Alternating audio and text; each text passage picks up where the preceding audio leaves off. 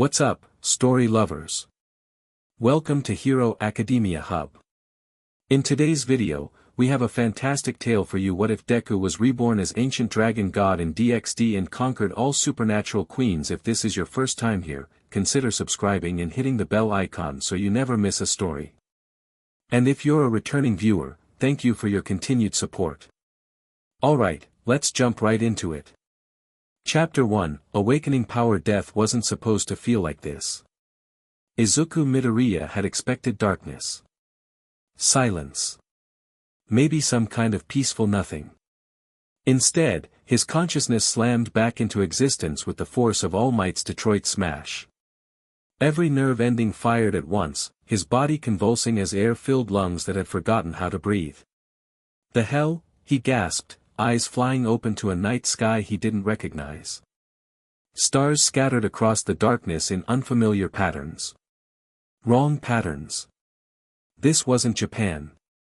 This wasn't the battlefield where the memories crashed back. The final battle. All for One and Shigaraki fused into something beyond human. The decision to channel One for all beyond what his body could handle. The choice to save everyone at the cost of himself. He died. He was sure of it. So why was he lying on grass, breathing air that tasted different, staring at stars that weren't his own? Izuku pushed himself up, expecting the familiar ache of overtaxed muscles. Instead, his body responded with effortless strength. He glanced down and froze. These weren't his hands. Larger, with subtle scales shimmering beneath the skin. Nails that looked more like claws. And when he touched his face, different. Sharper jawline, longer hair. What's happening to me? His voice sounded strange too, deeper, with an underlying rumble that vibrated in his chest. You're remembering what you are. The voice came from everywhere and nowhere, resonating inside his mind. Izuku spun around, searching for its source, but found only an empty park stretching out around him. Who's there? He called. You are Ryujin. The dragon god of the eastern seas. Your consciousness was sealed for millennia, and now you've returned. No, I'm Izuku Midoriya. I'm a hero from. Pain shot through his skull, doubling him over. Images flashed behind his eyes, oceans stretching to the horizon, ancient temples, battles with creatures of myth and legend. Himself, massive and serpentine, cleaving through storm clouds. Your human life was real. But it was merely the most recent vessel for your fragmented consciousness. Izuku, or whoever he was, staggered to his feet.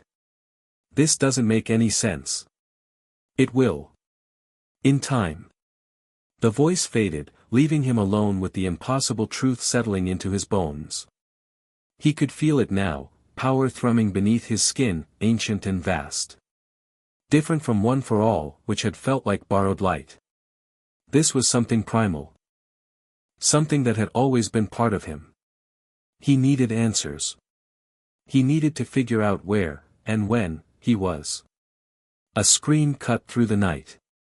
Some things didn't change, no matter what world you found yourself in. Izuku was moving before he could think, legs carrying him faster than should be possible through the trees toward the sound. He burst into a clearing and found its source, a young woman with long black hair backing away from three figures whose forms seemed to twist and distort in the darkness. Just come quietly, one of them hissed, voice inhuman. Our master wants to meet the little devil princess. I've already declined your invitation, the woman replied, her voice steady despite her obvious fear. Now leave Kyoto territory before this becomes an incident. Devils? Territory? None of it made sense to Izuku, but the basics were clear enough, 3 against 1, with bad intentions. Hey, he called out, stepping forward. Leave her alone. All four turned to look at him.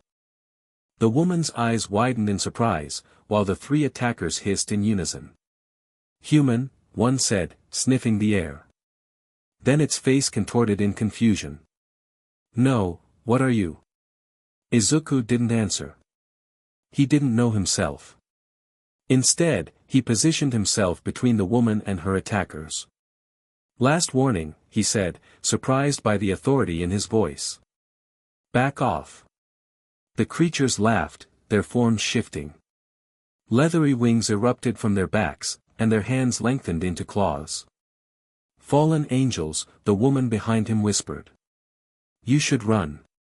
"Not a chance," Izuku replied. The first fallen angel lunged, moving faster than any human could track. But to Izuku, it seemed almost slow. He sidestepped, grabbed the outstretched arm, and used the attacker's momentum to slam them into the ground with enough force to crater the earth. The other two attacked simultaneously from different angles. Izuku felt something stir inside him, instinct, memory, or both.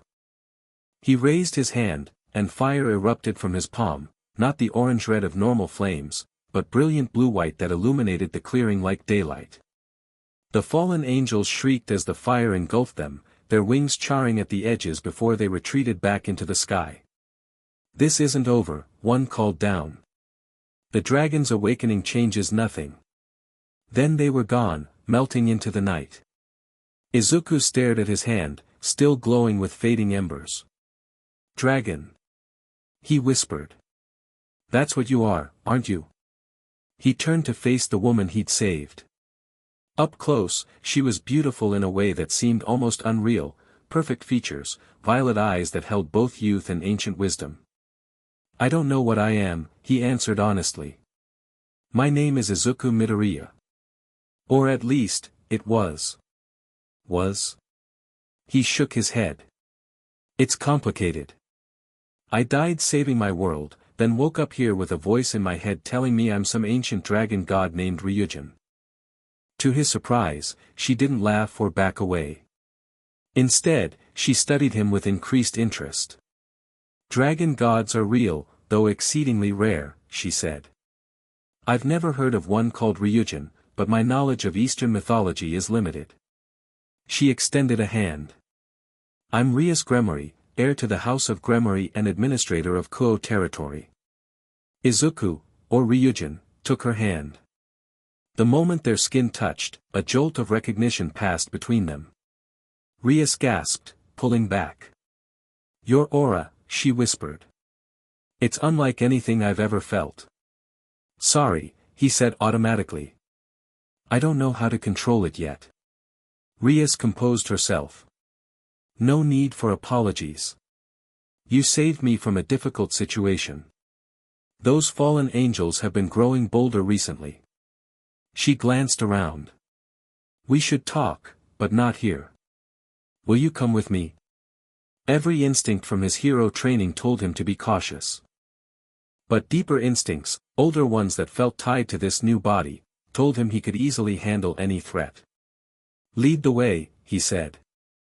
Rias smiled, and a glowing crimson circle appeared beneath their feet, inscribed with complex symbols. Before he could ask what was happening, the world dissolved into red light. They reappeared in what looked like an old school building, wooden floors, Victorian furniture, and large windows that revealed it was still night. "Welcome to the Occult Research Club," Rias said. "My base of operations in the human world." "Human world?" Izuku repeated. "As opposed to the underworld, heaven, and various other realms," she replied casually, moving to sit behind an ornate desk. "From your reaction, I'm guessing you're not familiar with the supernatural structure of this world." Izuku shook his head, taking the seat across from her. "Where I'm from, people had superpowers, we called them quirks, but there weren't different realms or devils or fallen angels." "Fascinating." Rias leaned forward. "And you say you were reborn here? After dying?" "That's what it feels like." He frowned, trying to sort through the jumble of memories and sensations. "But there's more to it. I keep getting flashes of another life, or existence, as this dragon god. Like my consciousness as Izuku Midoriya was grafted onto something much older." "Reincarnation is common enough," Rias mused. "But usually, the soul maintains consistency. You're describing something different, a merging of souls, perhaps." The door opened behind them, and Izuku turned to see a young man with blonde hair enter the room. "President, I felt your teleportation circle activate." The newcomer stopped short when he saw Izuku, his expression shifting to wariness. "Who's this?" "Kiba, meet our new friend." Rias gestured to Izuku. "He calls himself Izuku Midoriya, though he may also be the dragon god Ryujin." "Izuku, this is Hyoudou Kiba, my knight." "Dragon god?" Kiba tensed, hand drifting toward his side as if reaching for a weapon. "President, are you sure it's wise to? He saved me from 3 fallen angels," Rias cut in. "I think he's earned some trust." Izuku stood and extended his hand. "Nice to meet you. I'm not looking for trouble, just trying to figure out what's happening to me." Kiba hesitated, then shook his hand. "Any friend of the president is welcome here." "But..." He glanced at Rias. "Should I call the others?" "Not yet," she decided. "Let's talk first." After Kiba left, closing the door behind him, Rias turned back to Izuku. "So, these flashes of dragon memory, what do they tell you?" "Fragments, mostly. Oceans. Ancient civilizations. Battles with beings of immense power." He frowned. "And something about being sealed away. I think I was imprisoned somehow." "Many ancient dragons were sealed during the Great War," Rias said. "It was before my time, but the conflict between devils, angels, and fallen angels reshaped reality itself." "And what are you, exactly?" Izuku asked. "Those fallen angels called you a devil princess." Rias smiled, and suddenly, bat-like wings unfurled from her back. "I am a pure-blooded devil of the House of Gremory, one of the 72 pillars that rule the underworld." Izuku should have been shocked, but somehow, it felt like confirming something he already knew. "And devils are not what human mythology portrays," she assured him. "We don't torture souls or corrupt the innocent. We're simply another race with our own society, politics, and magic." She explained the basics of this world's supernatural hierarchy, the 3 factions of devils, angels, and fallen angels, their ancient war, and the uneasy peace that now existed. She told him about Devil Society, their peerage system, and how they'd adapted to modern times. "And where would a dragon god fit into all this?" Izuku asked when she finished. "Dragons exist outside the normal hierarchy," Rias said. "The most powerful ones are forces of nature, closer to gods than anything else. They're respected and feared by all factions." She studied him. "If you truly are Ryujin, you wouldn't answer to any faction, they would court your favor instead." The thought made Izuku uncomfortable. "I'm not looking to be worshipped or control anyone. Where I came from, I was training to be a hero, to protect people." "A hero?" Rias smiled. "That's not a term we use much in supernatural circles, but it's refreshing." She stood. "There's someone who might help you recover more of your memories. My brother has access to ancient records that might mention Ryujin." "Your brother?" "Sirzechs Lucifer, one of the 4 great Satans who rule the underworld." Izuku blinked. "Your brother is Satan?" Rias laughed. "Satan is a title, not a person. And he's one of 4 Satans." She sobered. "But contacting him will take time. For now, you need a place to stay and perhaps some clothes that aren't." She gestured at his tattered outfit. Looking down, Izuku realized he was wearing shredded remains of his hero costume, barely recognizable after whatever transformation his body had undergone. "I don't have any money," he admitted. "Or identification. Or, well, anything." "Stay here tonight," Rias offered. "We have rooms upstairs. Tomorrow, we'll figure out next steps." "Thank you," Izuku said sincerely. "I appreciate your help." "Consider it repayment for saving me," she replied.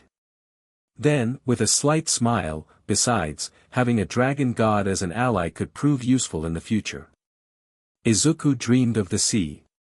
Not the beaches of Japan he'd known, but vast, primal oceans that stretched beyond sight. In the dream, he moved through waters deeper than mountains are tall, his body enormous and serpentine, scales gleaming like living sapphires. Other creatures swam in these depths, massive sea serpents, glowing jellyfish the size of buildings, and things for which human language had no names. They bowed as he passed, ancient leviathans showing deference to their king. "You were the balance," the voice from earlier whispered. "Between land and sea. Between creation and destruction. Between order and chaos." The dream shifted. He was smaller now, in humanoid form, standing in a temple built of coral and pearl. Before him knelt emissaries from every corner of creation, spirits of earth and sky, yokai of mountain and forest, even representatives from the divine realms. "The dragons remain neutral," he heard himself say, his voice carrying the weight of oceans. "This war between heaven, hell, and the fallen will not involve us." "You cannot stand apart forever, Lord Ryujin," replied a figure with 12 golden wings. "The balance shifts. All must choose a side." "I have chosen," Dream Ryujin replied.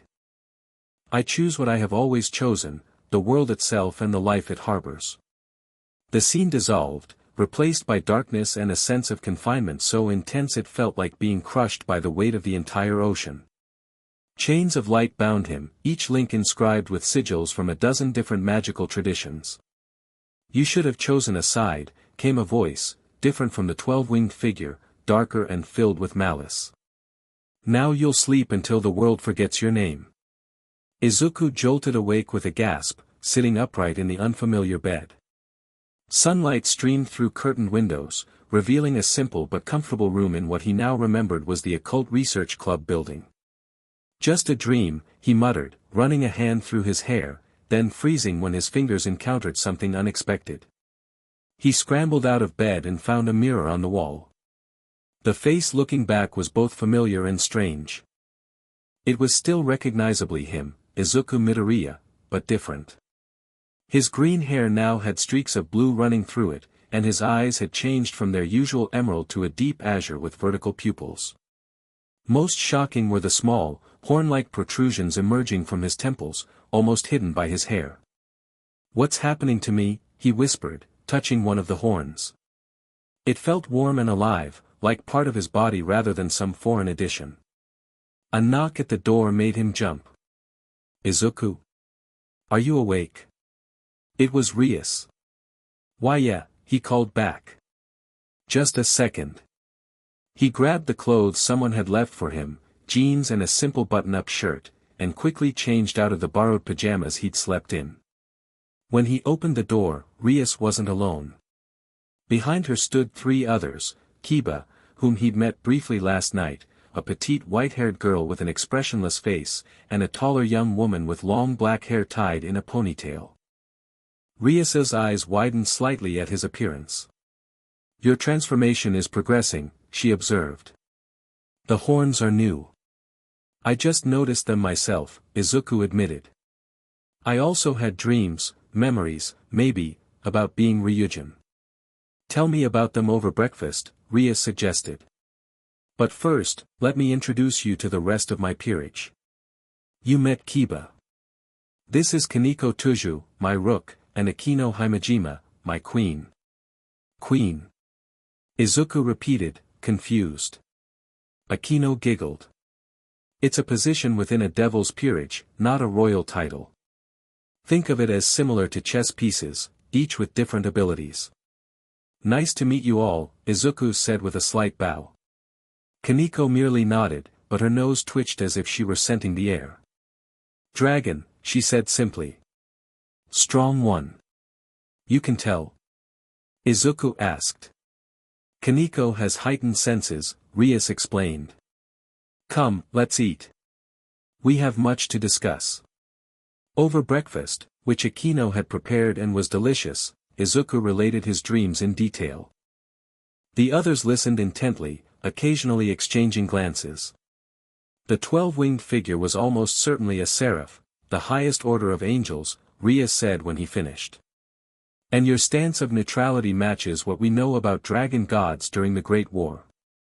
But who was the other voice? Izuku asked. The one that mentioned chains and making me sleep? That's the question, Rias mused. Someone powerful enough to seal a dragon god would be a major figure, yet I don't recall any legends about Ryujin's imprisonment. Perhaps that information was suppressed, Akino suggested. If someone wanted Ryujin forgotten, they would remove mentions of him from historical records. What about these physical changes? Izuku gestured to his horns. Am I going to turn into a full dragon? Dragon gods can typically shift forms at will, Rias explained. But your case is unusual, with your consciousness merged with your human identity. I suspect your body is gradually adapting to contain your true power.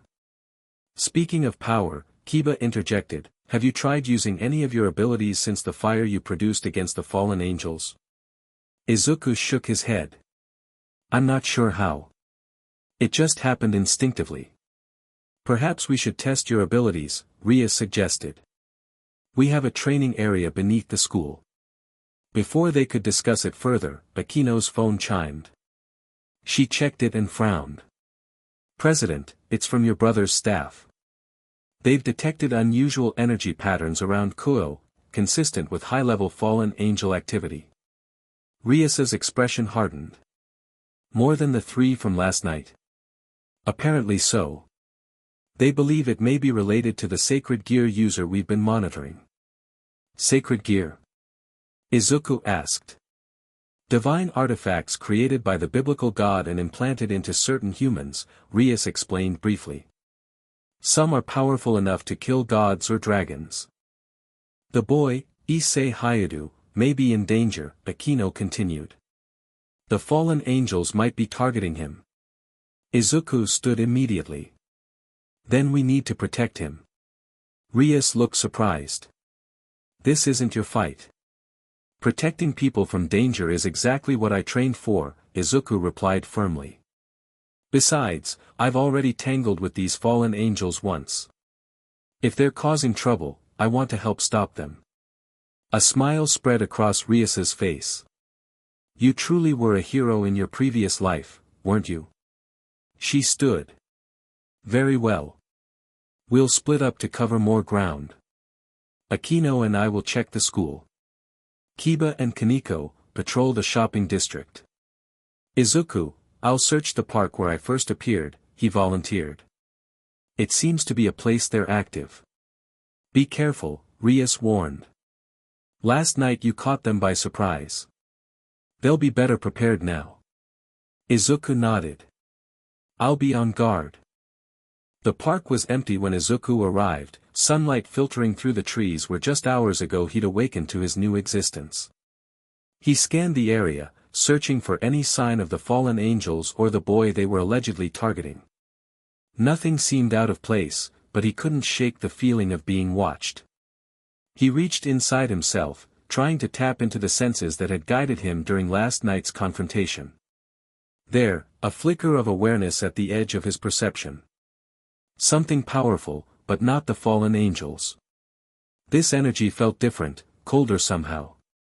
I know you're there, Izuku called out. Show yourself. Slow applause answered him as a figure stepped out from behind a tree. A young man with silver white hair and piercing blue eyes, dressed in casual clothes that somehow failed to disguise the aura of power surrounding him. Impressive, the newcomer said. Most wouldn't sense me if I didn't wish to be detected. Izuku shifted his stance slightly, ready to defend himself if necessary.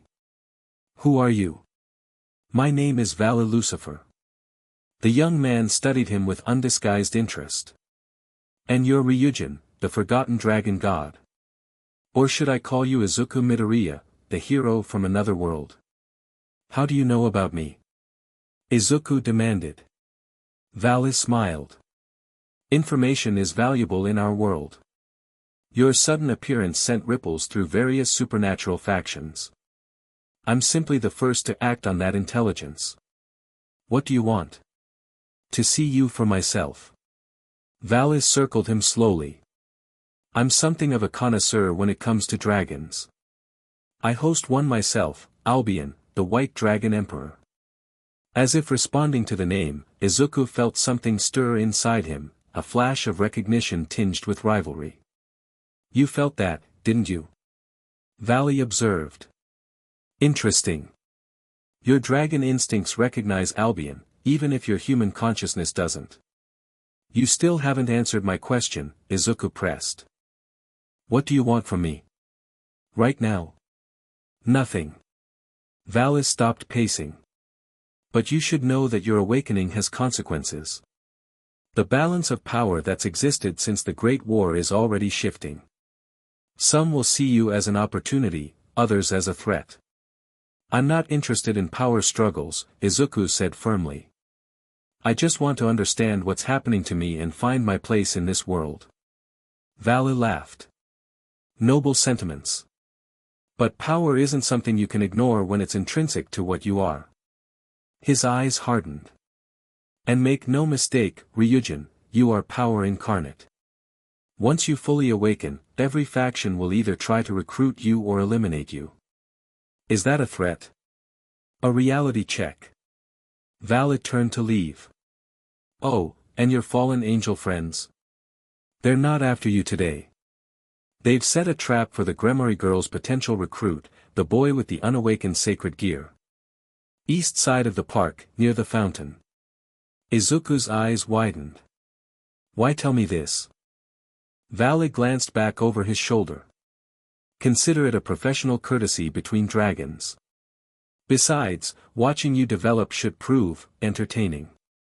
With that, he walked away, disappearing among the trees. Izuku didn't waste time pondering the strange encounter. If what Vali said was true, someone was in danger. He sprinted toward the east side of the park, pushing his new body to its limits. He was faster than before, much faster. The world blurred around him as he moved, covering ground at speeds that would have impressed even the velocity quirk users from his world. The fountain came into view, and with it, the scene Vali had described. A teenage boy with brown hair was walking alongside a beautiful girl with long black hair and violet eyes.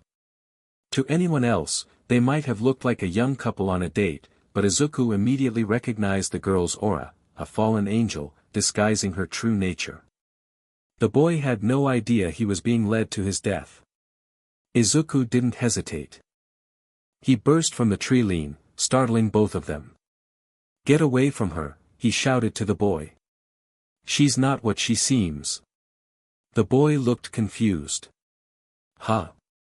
Who are you? What are you talking about? The girl's expression darkened, her eyes flashing with annoyance. You're interfering with official business, dragon. This doesn't concern you. Official business? Izuku repeated. Is that what you call murdering innocent people now? I innocent? The boy stammered. Yuma-chan, what's he talking about? The girl, Yuma, sighed dramatically. You've ruined the surprise. How disappointing. She turned to the boy with a cruel smile. Issei Hyoudou. It was fun playing pretend, but playtime's over.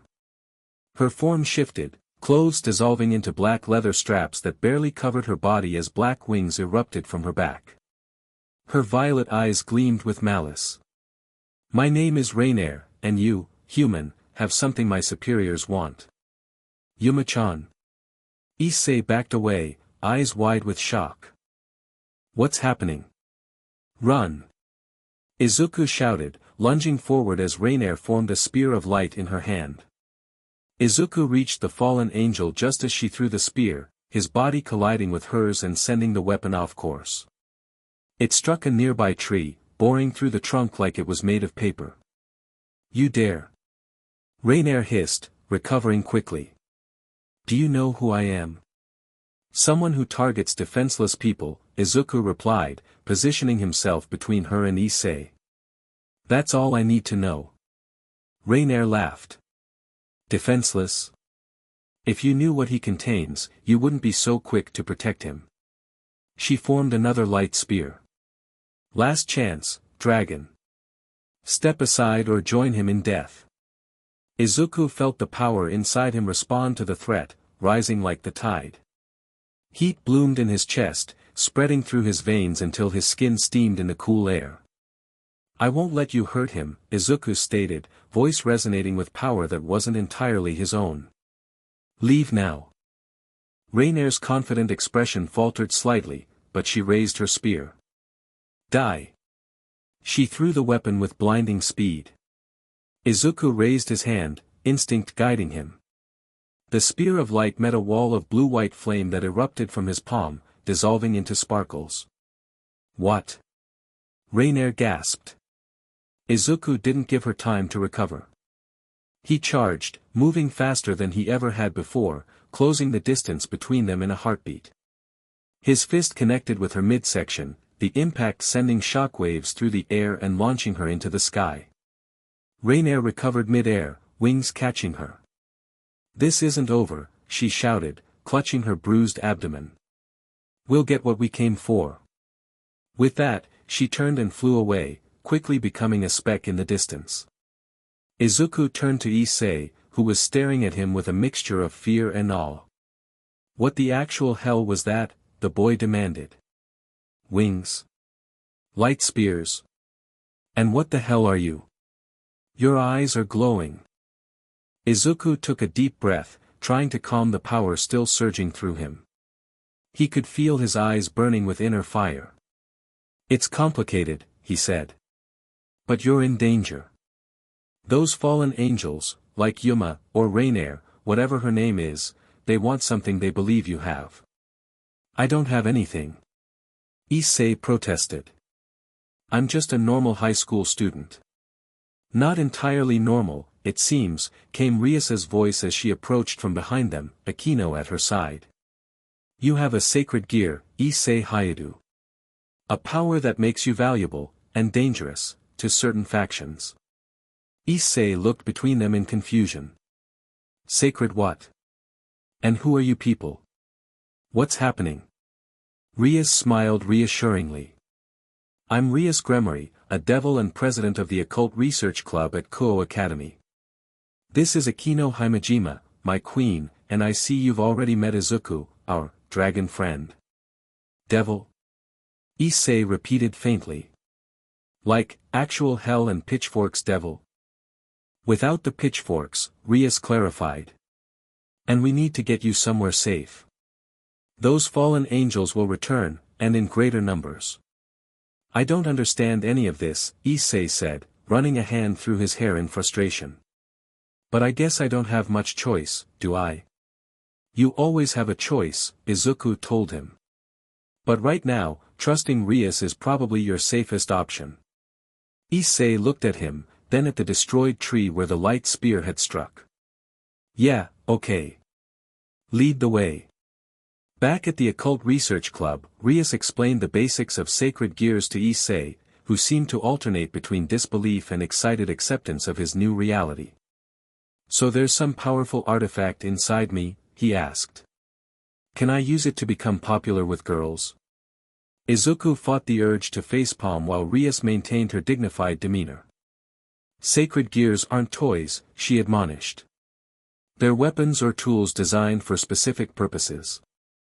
Yours is still dormant, which is why the fallen angels want to kill you before you learn to use it." "Kill me? Just because of this thing I didn't even know I had?"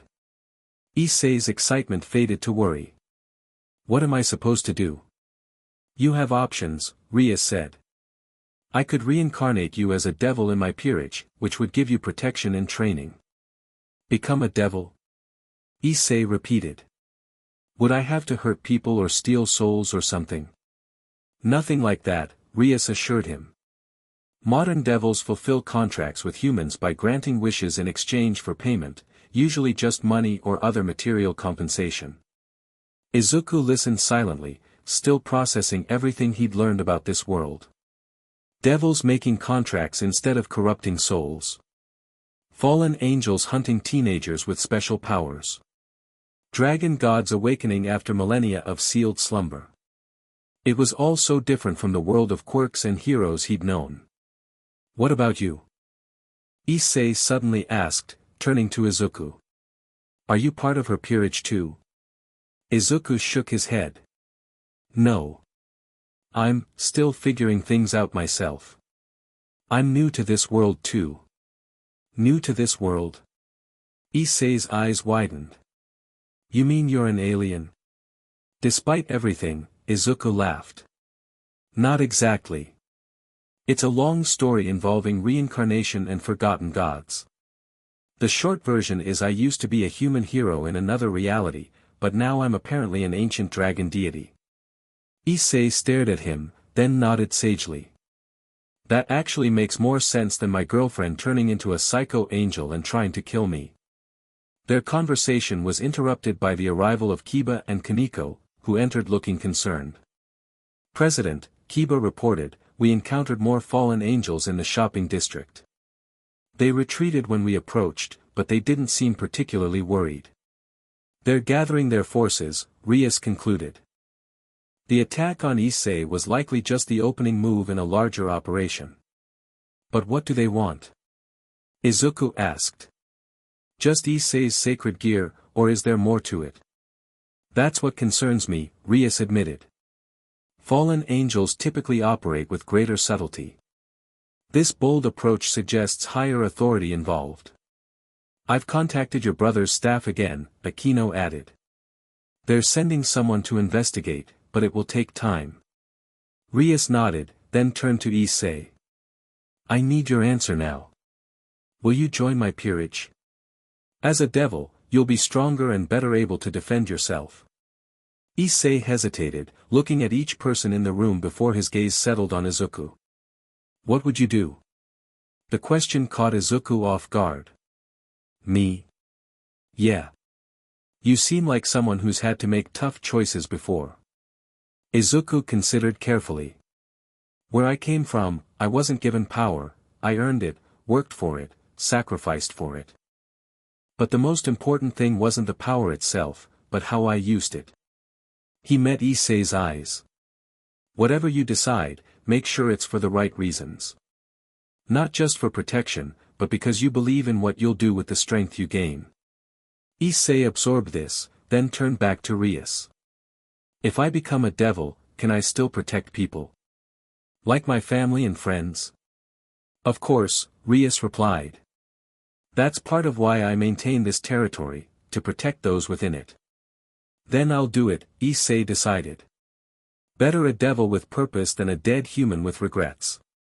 Rias smiled and retrieved a red chess piece, a pawn, from a wooden box. Very well. Lie down, please.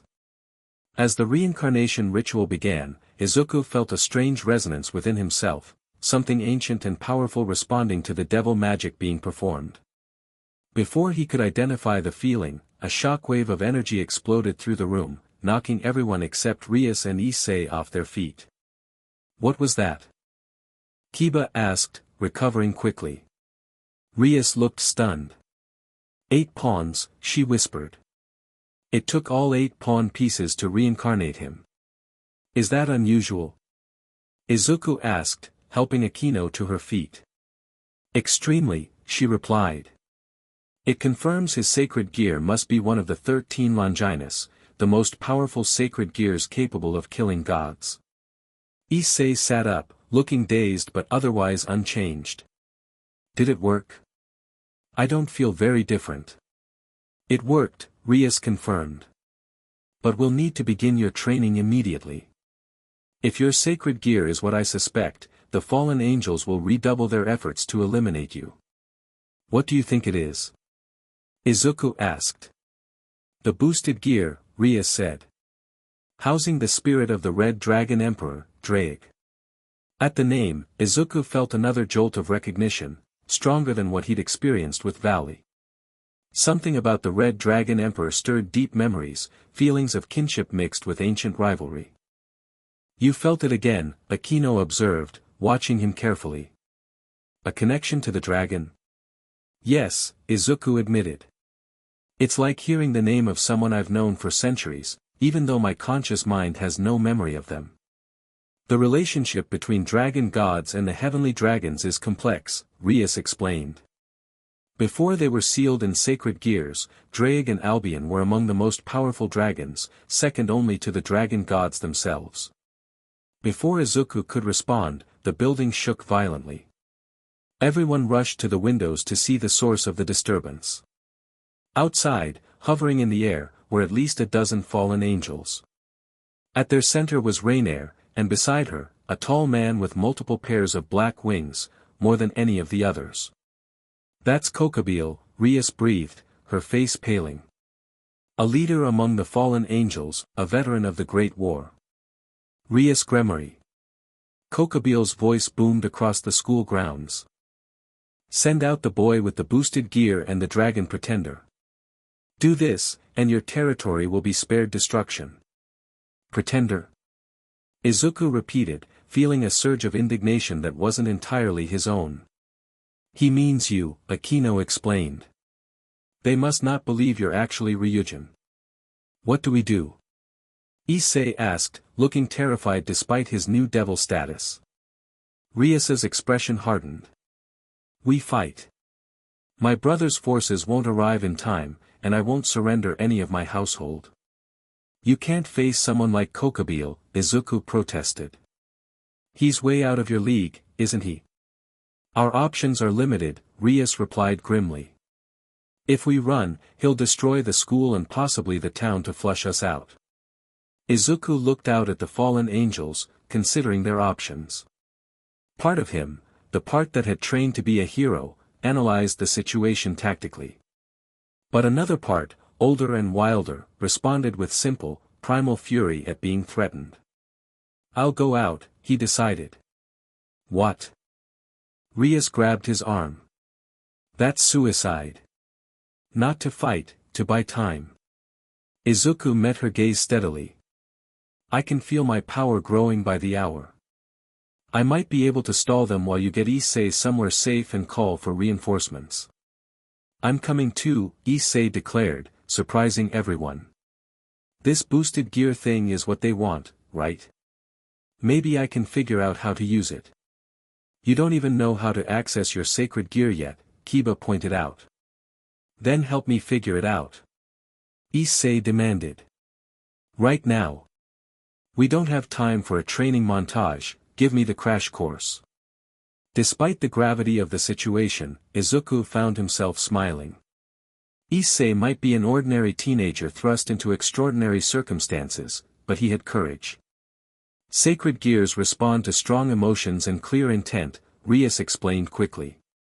"Imagine the strongest thing you can think of, then focus on that image while drawing power from deep within yourself." "The strongest thing." Issei closed his eyes, concentrating. Meanwhile, Kokabiel's voice boomed again. "You have 1 minute before we attack." "We need to buy Issei time," Izuku said. "I'm going out there." "Not alone," Rias declared. "Akino, with me. Kiba and Kaneko, stay with Issei and join us when, if, he activates his sacred gear." Before anyone could argue further, Izuku headed for the door, Rias and Akino close behind. As they stepped outside to face the assembled fallen angels, he felt strangely calm, the same clarity he'd experienced in major battles as a hero. "Ah, the dragon pretender emerges," Kokabiel called down, his voice laced with contempt. "You don't look like much." "Appearances can be deceiving," Izuku replied, letting his power rise more freely than before. Blue flames began to dance along his skin, and he felt the horns on his temples grow more prominent. Kokabiel's eyes narrowed. "Interesting. You do have some dragon blood in you. But Ryujin? The Eastern dragon god?" He laughed. "That old sea serpent has been gone for millennia. You're nothing but a pale imitation. Why do you care?" Rias demanded, her crimson power forming an aura around her. "What interest does a leader of the Grigori have in a sacred gear user and a dragon?" "The Grigori?" Kokabiel sneered. "Those peace-loving fools know nothing of my plans. This is my operation alone." "Then you're acting against orders," Akino observed, lightning crackling between her fingertips. The other fallen angel leaders won't be pleased. They'll thank me when I bring them the boosted gear and proof that the dragons are attempting to upset the balance of power. Kokabiel formed a massive spear of light. Enough talk. Surrender or die. He hurled the spear directly at Izuku, who reacted instinctively. Instead of dodging, he reached out and caught the weapon. Pain seared through his hand as the light energy burned his dragon flesh, but he held firm, the spear gradually dissolving into his grip. Everyone, including Kokabiel, stared in shock. Impossible, the fallen angel leader whispered. Light is anathema to dragons. Maybe to ordinary dragons, Izuku replied, surprised himself by what he'd just done. But I'm beginning to think Ryujin was something more. Memories flashed through his mind, ancient rituals where he'd consumed the essence of both light and darkness, balancing opposing forces within himself to become something transcendent. Kokabiel's shock turned to rage. Kill them all, he commanded his forces. The fallen angels surged forward, dozens of light spears forming in the air. Rias created a crimson shield of destruction energy while Akino unleashed a barrage of lightning. Their powers were impressive, but Izuku could sense they wouldn't be enough against these numbers. He needed to tap deeper into Ryujin's power. Closing his eyes, Izuku reached for the well of ancient energy he'd felt stirring inside him since his awakening. Instead of drawing it up in trickles as he had before, he plunged his consciousness into it, embracing rather than controlling. The world around him slowed to a crawl as power beyond anything he'd experienced, even with One for All, flooded his system. His body changed, growing taller, stronger, his skin hardening into scales along his arms and chest. The horns on his temples extended, curving upward into golden antlers that channeled energy like lightning rods. When he opened his eyes, he saw everything with crystal clarity, the patterns of magic woven by Rias and Akino, the fluctuations in the fallen angel's light energy, even the ley lines of power running beneath the school grounds. What are you? Kokabiel demanded, genuine fear creeping into his voice. Izuku didn't answer with words. Instead, he moved, faster than thought, appearing in the midst of the fallen angel formation. Blue-white fire erupted from his body in a spherical wave, not burning with heat but with purifying energy that disrupted the fallen angel's power. They scattered like leaves in a hurricane, those caught in the blast tumbling from the sky with singed wings. Only Kokabiel maintained his position, creating a shield of light that barely withstood Izuku's attack. Impressive, the fallen angel leader acknowledged. But not enough. Kokabiel thrust his hands forward, and the air itself seemed to tear open, revealing a void filled with burning light. The attack struck Izuku full force, driving him back toward the ground with tremendous pressure. This was no ordinary light spear, this was a technique from the Great War, designed to smite dragonkind. Izuku felt his newly manifested scales charring under the assault. The pain was immense, but it also triggered something deeper, a memory of similar attacks, and how Ryujin had countered them. Water against fire. Darkness against light. Balance in all things. Understanding flooded him. He wasn't just a dragon of fire, Ryujin commanded all elements in balance. He reached for the moisture in the air, drawing it toward him, condensing it into a swirling shield of water that hissed and steamed as it absorbed Kokabiel's light. The fallen angel's attack faltered as Izuku rose back into the air, water and fire spiraling around him in perfect harmony. Impossible, Kokabiel muttered. That technique, it's been lost since. His words were cut short by a roar that shook the very foundations of the school. All eyes turned to see Issei emerging from the building, his left arm transformed into a crimson gauntlet with a green gem embedded in its center. Boost! The gauntlet announced in a deep, draconic voice. The boosted gear, Rias breathed. He's done it. Kokabiel's expression hardened. The Red Dragon Emperor awakens. All the more reason to end this now. He turned to his remaining forces. Focus everything on the boy. Light spears rained down toward Issei, who stood frozen, uncertain how to use his new power. Kiba and Kaneko moved to protect him, but they couldn't stop all the attacks. Izuku didn't hesitate. He teleported, not through devil magic, but through sheer dragon power, displacing himself across space, appearing in front of Issei. With a sweep of his arm, he created a wall of earth and water that intercepted the light spears. "How are you doing all this?" Issei asked in awe. "I wish I knew," Izuku replied honestly. "It's like muscle memory for a body I'm just learning to use." "Boost," the gauntlet announced again, and Issei's aura visibly intensified.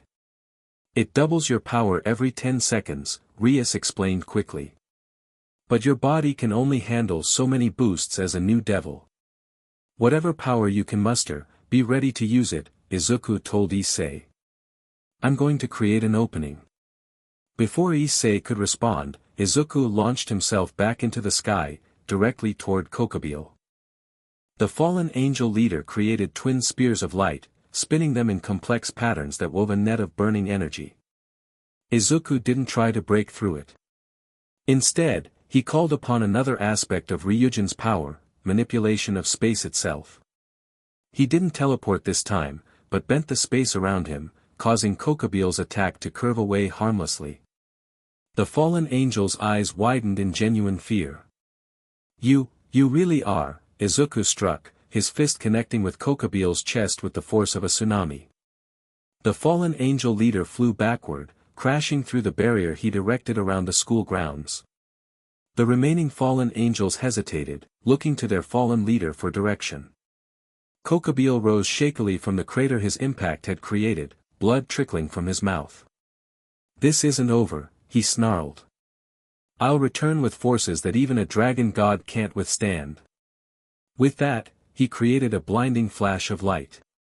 When it faded, he and his followers had vanished. Izuku hovered in the air a moment longer, making sure the threat was truly gone before descending to where the others waited. As his feet touched the ground, the draconic transformation began to recede, scales retracting into skin, antlers shrinking back to modest horns. "That," Issei said, breaking the stunned silence, "was the coolest thing I've ever seen." Izuku smiled weakly, suddenly exhausted. "Thanks. I'm still getting used to it myself." "Used to it?" Rias approached, her expression a mixture of awe and concern. "Izuku, you just fought a war veteran fallen angel leader to a standstill. Most high-class devils couldn't do that." "I got lucky," Izuku insisted. "I'm remembering techniques faster than I'm understanding them. It's like having muscle memory without the actual memories." "Regardless, you saved us all," Akino said. "And confirmed beyond doubt that you truly are Ryujin, the dragon god of the eastern seas." "Which raises more questions," Rias added. "Why were you sealed away? Why is your awakening happening now? And why did Kokabiel, of all people, seem so threatened by your return?" Izuku had no answers, only a bone-deep weariness and a growing certainty that this was just the beginning. "At least we know one thing," Kiba said, gesturing to Issei's still manifested sacred gear. "We have the Red Dragon Emperor on our side now." Issei looked down at the crimson gauntlet with a mixture of pride and uncertainty. "Yeah, but I have no idea how to use this thing properly yet." "You'll learn," Izuku assured him. "We both will. And you'll have help," came a new voice, deep and commanding. Everyone turned to see a magic circle forming nearby. From it stepped a tall man with crimson hair similar to Rias's, dressed in ornate clothing that practically radiated power. Beside him stood a silver-haired woman in a maid outfit whose calm demeanor did nothing to hide the immense energy she possessed. "Brother!" Rias exclaimed. "Sirzechs Lucifer," Akino whispered to Izuku. "One of the 4 great Satans, and the maid is Graphia Lucifuge, his queen and wife." Sirzechs surveyed the damaged school grounds, then looked directly at Izuku, his eyes widening slightly. "So it's true," he said. "Ryujin has returned to the world." He bowed his head slightly, a gesture of respect that seemed to surprise everyone present. "The underworld welcomes your awakening, Ancient One." The formal address felt strange to Izuku, who still thought of himself primarily as the hero Deku, not some ancient deity. Thank you, he replied awkwardly. But I'm still figuring out who and what I am. A wise approach, Sirzechs said with a small smile. But whether you embrace it fully yet or not, your return will change the balance of power among all factions. Kokabiel's unsanctioned attack proves that much. You know it was unsanctioned? Rias asked. I contacted Azazel, Governor-General of the Fallen Angels, the moment I sensed the disturbance, Sirzechs explained. He was displeased to learn of Kokabiel's actions. Understatement, Graphia murmured, speaking for the first time. The Grigori leadership has dispatched forces to locate and detain Kokabiel immediately. Sirzechs turned his attention to Issei, who instinctively straightened under the Devil King's gaze. And the new Red Dragon Emperor as well. This day grows more significant by the moment. I'm still just Issei, the boy said nervously. I don't really know what all this means yet. It means, Sirzechs said seriously, that forces which have remained dormant for centuries are awakening once more. The dragons are stirring, and with them, ancient powers and conflicts. He looked between Issei and Izuku. Both of you will need protection, training, and guidance. Rias, I'm assigning additional resources to Kuo territory effective immediately. Thank you, brother, Rias said. But what about Kokabiel's claims? He mentioned plans that even the Grigori leadership isn't aware of. Yes, that is concerning, Sirzechs admitted. I believe a summit between faction leaders may be necessary soon. He looked at Izuku. Particularly now that a dragon god walks among us once more. I don't want to cause trouble, Izuku said quickly. I'm not looking to disrupt any balances or start conflicts. Sirzechs smiled. Few who change the world set out with that intention, Ryujin. Your mere existence alters the equation that has maintained peace, fragile though it may be, since the Great War. The responsibility of that statement weighed heavily on Izuku. In his previous life, he'd trained to be a hero, to save people with a smile. Now he found himself potentially at the center of supernatural politics he barely understood. What should I do? He asked simply. For now, rest and continue recovering your memories and powers, Sirzechs advised. Stay with my sister and her peerage, they've proven themselves capable allies already. He glanced at the setting sun. Tomorrow, representatives from various factions will likely begin arriving to assess the situation. You mean to see if I'm really Ryujin, Izuku clarified. Among other things, Sirzechs acknowledged. The return of a dragon god after so many millennia will not go unnoticed or unchallenged. We'll face whatever comes together, Rias declared, moving to stand beside Izuku. Issei, Akino, Kiba, and Kaneko joined her, forming a protective circle. The gesture touched Izuku deeply. Less than 24 hours in this world, and he'd already found people willing to stand with him against unknown threats.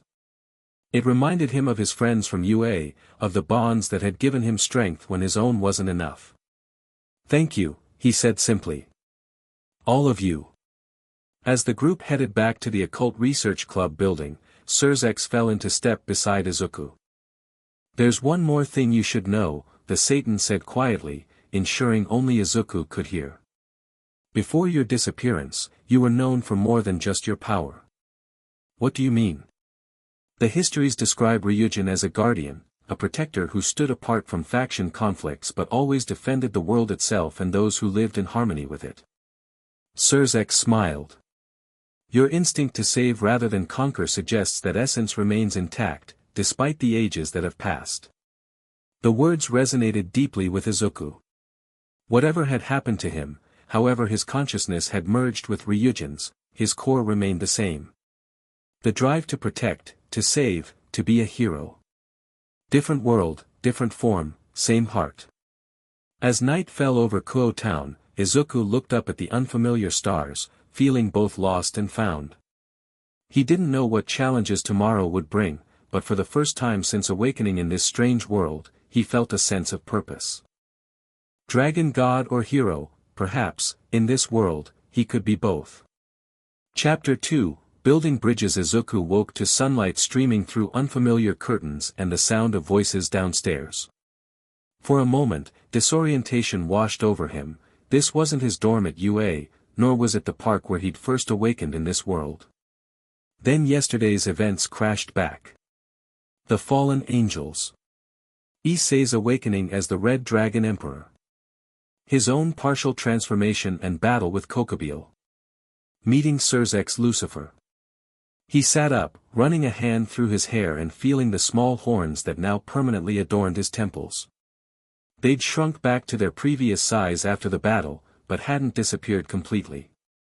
Still here, he muttered. So it wasn't a dream. A knock at the door interrupted his thoughts. Izuku? Are you awake? Rias called. Yeah, come in.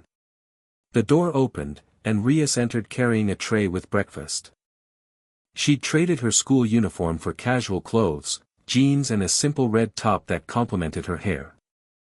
I thought you might be hungry, she said, setting the tray on the bedside table. Transformations like yours burn a lot of energy. Thanks. Izuku realized he was famished and gratefully accepted the food. Is everyone okay after yesterday? We're fine, Rias assured him, taking a seat in a nearby chair. Issei is downstairs training with Kiba, trying to understand his sacred gear better. He's enthusiastic, if not particularly skilled yet. Izuku smiled at that. He reminds me of myself when I first got my power. Eager but clueless. Speaking of power, Rias leaned forward. My brother's researchers worked through the night, searching archives for information about Ryujin. They found something interesting. Izuku paused mid-bite. What is it? Ancient texts mention that Ryujin wasn't just a dragon of the sea, but a balancing force between various supernatural realms. You maintained connections with multiple factions, devils, angels, yokai, even the Norse and Hindu pantheons. Yokai? Izuku repeated. Like the creatures from Japanese folklore? Rias nodded. Very real in this world. They primarily inhabit Kyoto, under the leadership of Yasaka, the nine-tailed fox. Memories stirred at the name, fleeting images of a golden-furred fox with multiple tails, a woman of extraordinary beauty, ceremonial meetings under cherry blossoms. I think I knew her, Izuku said slowly. Or Ryujin did, at least. That's what the records suggest, Rias confirmed. And it's why my brother thinks you should go to Kyoto. If anyone might have preserved knowledge about Ryujin and what happened to you, it would be the yokai. They're known for maintaining traditions and histories that others have forgotten. Izuku considered this as he ate. The prospect of learning more about his past, or Ryujin's past, was tempting. But he also felt a responsibility to stay and help protect Kyoto, especially with Kokabiel still at large. What about the fallen angel threat, he asked. And Issei? He's just learning to use his sacred gear. My brother has assigned a team of elite devils to reinforce Koa's defenses, Rias explained. As for Issei, he has all of us to train and protect him. You, on the other hand, need answers that we can't provide. She had a point. Understanding more about Ryujin might help him control these new powers better, which would make him more effective if, when, Kokabiel returned. When would I leave? Today, if possible, Rias replied. Sirzechs has arranged transportation that will get you to Kyoto in hours rather than days. That fast? Izuku raised an eyebrow. Special devil transportation. Rias smiled. Something like that. You didn't mention it was a dragon, Izuku said, staring at the massive creature waiting in the clearing behind the school. The beast was easily 40 feet long, with metallic scales in shades of copper and bronze. Its wings stretched wide enough to cast the entire clearing in shadow, and intelligent yellow eyes regarded Izuku with unmistakable curiosity. Tannen is not just any dragon, Sirzechs explained, standing beside them. He's a former dragon king who became a devil and now serves as a high-class devil in the underworld. The dragon lowered his massive head to better examine Izuku. So, Tannen rumbled, his voice deep as thunder, this is the one claiming to be Ryujin. Not claiming, Izuku corrected. Still figuring it out, actually. Tannen snorted, releasing a puff of smoke. Humph, Ryujin was ancient when my great-grandparents were hatchlings. They spoke of him with reverence and fear. His massive eyes narrowed. You look like a hatchling yourself. I'm older than I look, Izuku replied, surprising himself with the certainty in his voice. Tannen studied him for a moment longer, then threw back his head and laughed, the sound reverberating through the trees. There. That's more like it. A hint of the old arrogance. He lowered his head again. I'll take you to Kyoto, young one. And perhaps we'll learn whether you're truly who they say you are. Izuku turned to say goodbye to the others who had gathered to see him off, Rias, Akino, Kiba, Kaneko, and Issei. You sure you have to go? Issei asked, looking disappointed. I was hoping to train together with our dragon powers. I'll be back, Izuku promised. And hopefully with more control over what I can do. Rias stepped forward and, to his surprise, embraced him briefly. Be careful in Kyoto. The yokai are protective of their territory and suspicious of outsiders. Even if Ryujin once had a relationship with them, it's been millennia. Much may have changed. I'll remember that, Izuku said, touched by her concern. Take care of each other while I'm gone. With final goodbyes exchanged, Izuku approached Tannen, who lowered one massive foreleg to serve as a step up. Hold tight to my scales, the dragon instructed. And don't worry about hurting me, dragon hide is tougher than steel. Izuku climbed onto Tannen's back, finding a spot between two enormous spinal ridges that formed a natural seat. Ready? Tannen asked. As I'll ever be, Izuku replied.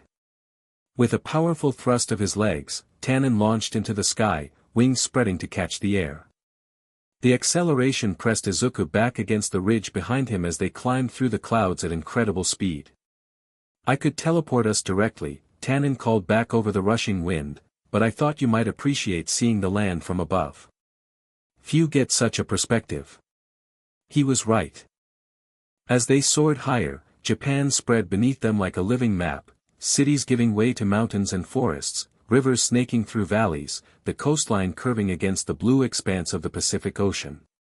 It stirred something in Izuku's memories, or Ryujin's memories, of flying above a less developed, more pristine version of this same landscape, watching human civilizations rise and fall like the tides. It's beautiful, Izuku said, the words inadequate for what he felt. This is how dragons see the world, Tannen replied, banking gently to follow the coastline. From above, beyond the petty concerns of ground dwellers, yet intimately connected to the elements. They flew in silence for a while, Izuku absorbing the experience and the fragmentary memories it triggered. May I ask you something? He finally said. You may ask. I may answer, Tannen rumbled. What happened during the Great War? The one between devils, angels, and fallen angels.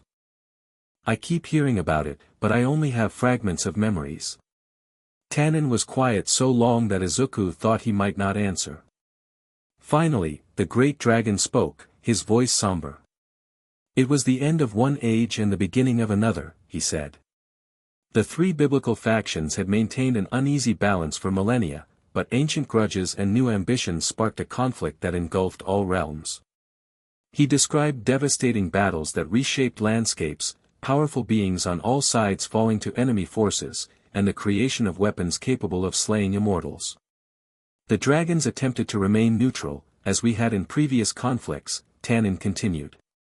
But the war spread until neutrality became impossible. The two heavenly dragons, Draig and Albion, were drawn into the fight and caused such destruction that all three factions temporarily united to defeat them. Those are the dragons sealed in sacred gears now, Izuku said. Like Issei's boosted gear. Exactly. Other dragons chose sides or fought against all who threatened their territories.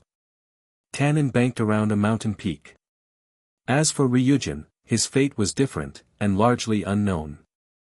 What do you mean? The dragon gods were the oldest and most powerful of our kind. They rarely involved themselves in lesser conflicts, as they called them. But something changed near the war's end. Rumors spread that Ryujin had disappeared, some said killed, others said sealed away, still others claimed he chose to enter a state of hibernation until the world was worthy of his presence again. Izuku absorbed this, trying to connect it to his fragmented memories. And what do you believe happened? Tanin's massive head turned slightly, one yellow eye regarding Izuku.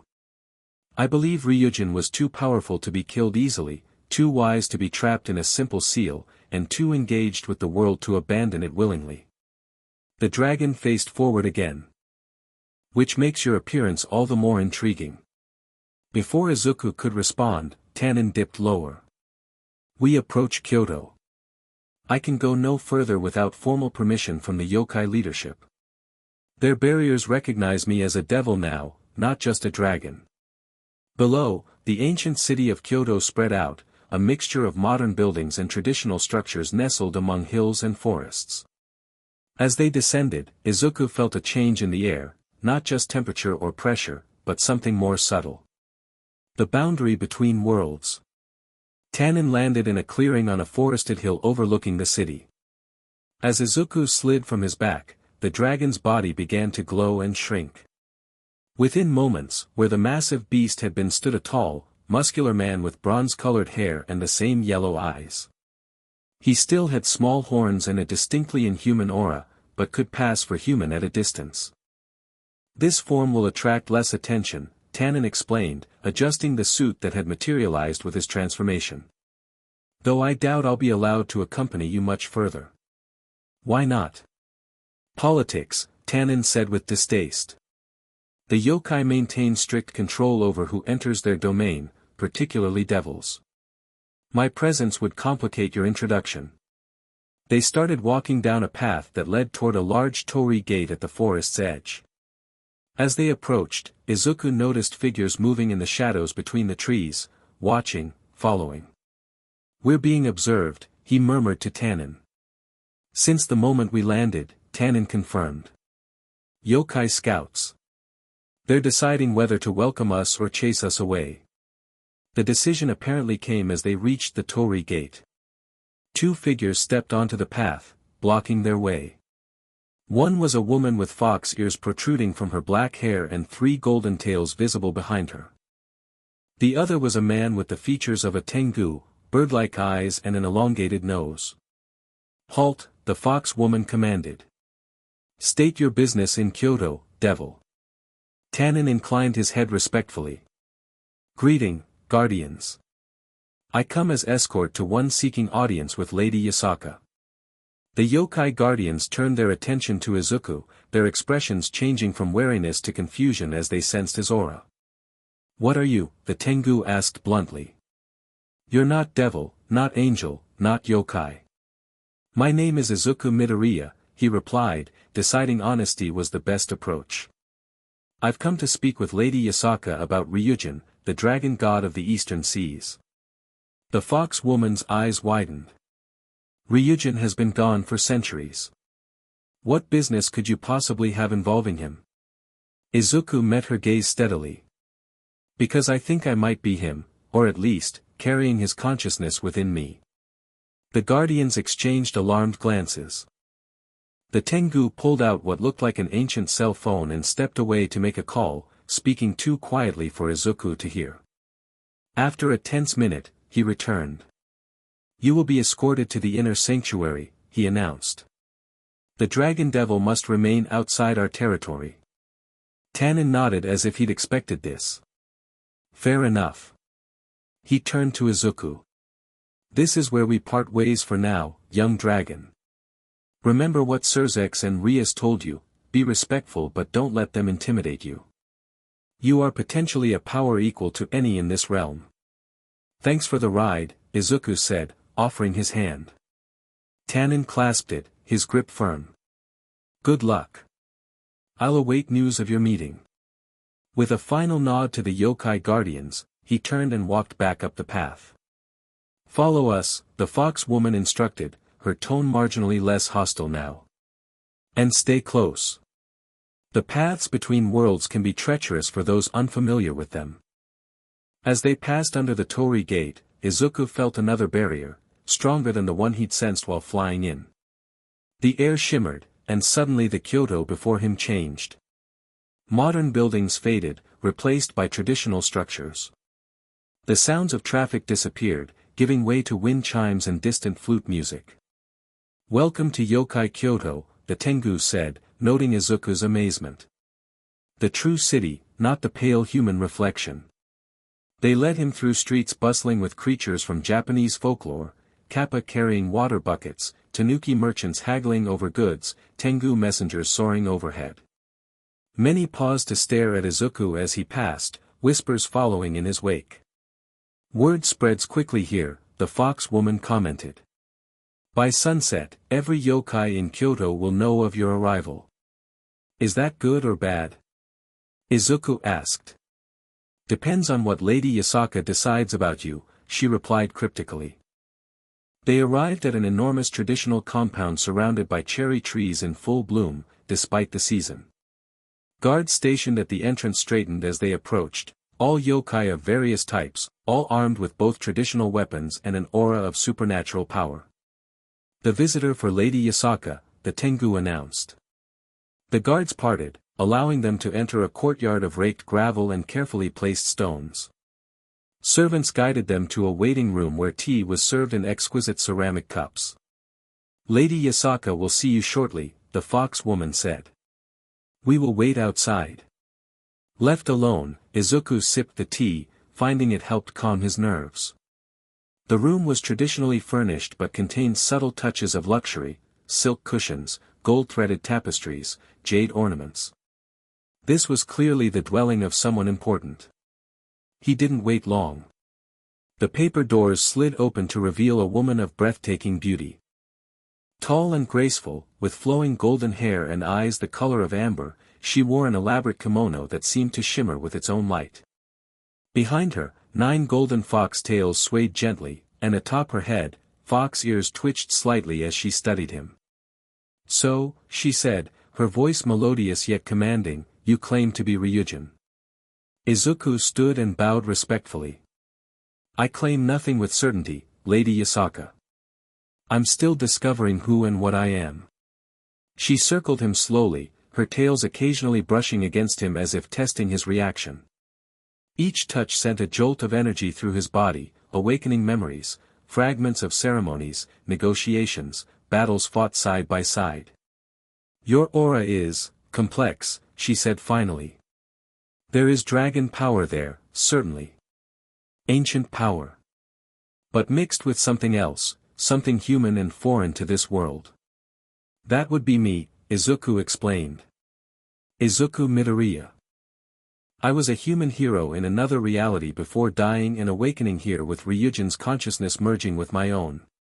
Yasaka raised an elegant eyebrow. "A remarkable claim." She gestured to the cushions. "Sit. Tell me everything, from the beginning." For the next hour, Izuku related his story, his life as a hero in training, his sacrifice in the final battle, awakening in this world, the confrontation with Kokabiel, and the fragmented memories of Ryujin that kept surfacing. Yasaka listened without interruption, her expression revealing nothing. When he finished, she was silent for several minutes, considering. "If you were anyone else," she said finally, "I would assume this an elaborate deception. But there are tests for such things." She stood. "Follow me." She led him deeper into the compound, eventually reaching a garden centered around an ancient cherry tree larger than any Izuku had seen before. Its trunk was wider than a car, its branches spreading to cover the entire garden in pink blossoms. "This is the heart tree," Yasaka explained. "It was planted using a cutting from a tree Ryujin himself blessed over 2,000 years ago. If any trace of him exists within you, the tree will recognize it." Izuku approached uncertainly. "What should I do?" "Place your hand against the trunk and open yourself to its energy." Taking a deep breath, Izuku did as instructed, pressing his palm against the rough bark. At first, nothing happened. Then, slowly, warmth spread up his arm and into his chest. The tree began to glow with soft pink light, its blossoms shimmering. Memories flooded through him, not fragments this time, but complete scenes. Ryujin in human form, performing a ritual with a much younger tree. Yasaka, centuries younger but still recognizable, watching in reverence. A pact being formed between dragons and yokai, sealed with blood and magic. The tree's branches swayed despite the absence of wind, several blossoms detaching to spiral around Izuku.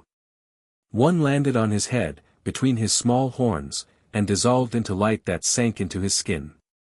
The glow faded, leaving the garden in shadow as the sun began to set. Yasaka stood frozen, her expression shocked. The heart tree hasn't responded like that since. She took a step toward him, then stopped herself. Since Ryujin himself tended it, 5 centuries before the Great War. So you believe me now? Izuku asked. I believe something of Ryujin exists within you, she said carefully. Whether you are truly him reborn or merely carrying a fragment of his power remains to be seen. She turned abruptly. You will stay as our guest while we determine the full truth. Quarters have been prepared. As if on cue, servants appeared to guide him.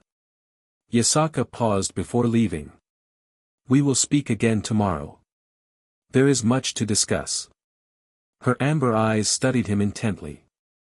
Including why Ryujin would choose to return now, after so many centuries of absence. Izuku's quarters were luxurious, a traditional suite with sliding paper doors, tatami floors, and futon bedding laid out by silent servants. A hot bath had been prepared in an adjacent room, which he gratefully used to wash away the fatigue of the journey. As he settled onto the futon, exhaustion overcame him. His dreams were vivid, not fragmented memories now, but coherent scenes from Ryujin's past. He saw himself, as Ryujin, creating the pact with the yokai of ancient Kyoto. Human settlements were encroaching on yokai territory, leading to conflicts. Ryujin had established boundaries and rules of engagement that allowed both to coexist, with the yokai retreating to a parallel dimension overlaying the physical one. Then the dream shifted to a ceremony beneath the heart tree, centuries later. Yasaka, newly ascended as leader of the yokai, renewing the ancient pact with Ryujin. There was something more between them than mere political alliance, a warmth, a connection that transcended formal relations. The dream changed again to darker scenes, the Great War spilling into yokai territory despite Ryujin's efforts to keep it contained. Battles against invading forces of angels and devils who sought to claim the power nexus that Kyoto represented. And finally, a council meeting where Ryujin announced his intention to confront the instigators of the war directly, a decision that clearly troubled Yasaka and the other yokai leaders. There are whispers of weapons capable of sealing even beings like yourself, Yasaka warned in the dream. This intervention carries great risk. Greater is the risk of doing nothing, Dream Ryujin replied. The balance falters. If I do not act, all we have built may be lost. The final image was of a farewell between Ryujin and Yasaka beneath the heart tree, both knowing it might be their last meeting. If I do not return, Ryujin said, protect the pact and the balance it represents. Something darker moves behind this war, something ancient that seeks to unmake what we have made. I will await your return, Yasaka replied, be it in a day or 1,000 years. Izuku woke with a gasp, the morning sun streaming through paper windows. The dreams had felt more like memories unlocking, clearer and more detailed than any he'd experienced before. A soft knock came at his door. Enter, he called, sitting up. A young fox yokai girl slid the door open and bowed. She couldn't have been more than 10 in human appearance, with a single tail and bright amber eyes that reminded him of Yasaka. Good morning, Dragon Lord, she said, her voice bright with barely contained excitement. I'm Kunu. Mother sent me to bring you to breakfast. Mother? Izuku repeated, surprised. The girl smiled proudly. Lady Yasaka is my mother. I'm her daughter and heir to leadership of the Kyoto Yokai. This information hadn't been in any of his recovered memories. Ryujin had known Yasaka, but clearly, much had happened in the centuries since his disappearance. It's nice to meet you, Kunu, he said, returning her smile. And please, call me Izuku. She tilted her head curiously. Mother says you might be Ryujin returned. Is that true? The old stories say he was as big as a mountain and could control the tides with a flick of his tail. Izuku laughed. I haven't tried controlling any tides yet, and I'm definitely not mountain-sized. But I am working on figuring out exactly who I am. I think you're him, Kunu declared with childish certainty. The heart tree wouldn't have responded to just anyone. And you have a kind face, like the stories say Ryujin had. Thank you, Izuku said, touched by her simple faith.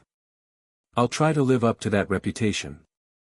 After dressing in clothes provided by the servants, traditional Japanese garments that felt strangely familiar, he followed Kunu through the compound. She chattered the whole way, pointing out features of the palace and introducing him to various yokai they passed. Breakfast was served in a garden pavilion where Yasaka waited, dressed more simply today in a yukata, though no less regal. She smiled as Kunu bounced in ahead of Izuku. I see you've met my daughter, she observed. She was kind enough to be my guide, Izuku replied, taking the seat indicated across from Yasaka. You didn't mention you had a child. Much has changed since Ryujin's time, Yasaka said, pouring tea. Kunu was born nearly a century after the Great War ended. The meal was traditional Japanese breakfast fare, rice, miso soup, grilled fish, and pickled vegetables. As they ate, Yasaka asked careful questions about Izuku's dreams and memories, comparing them to yokai historical records. Your account matches our history, she acknowledged finally. Including details known only to a few.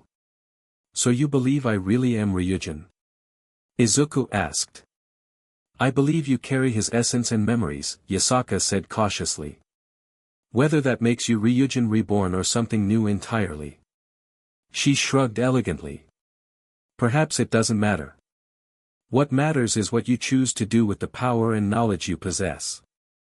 Her words reminded him of All Might's guidance back in his world. It wasn't the power that defined a hero, but how they used it. I want to understand what happened to Ryujin after he left Kyoto, Izuku said. My memories of that are still clouded. Yasaka's expression grew somber. We know little ourselves. Ryujin departed to confront those he believed were manipulating the war from the shadows.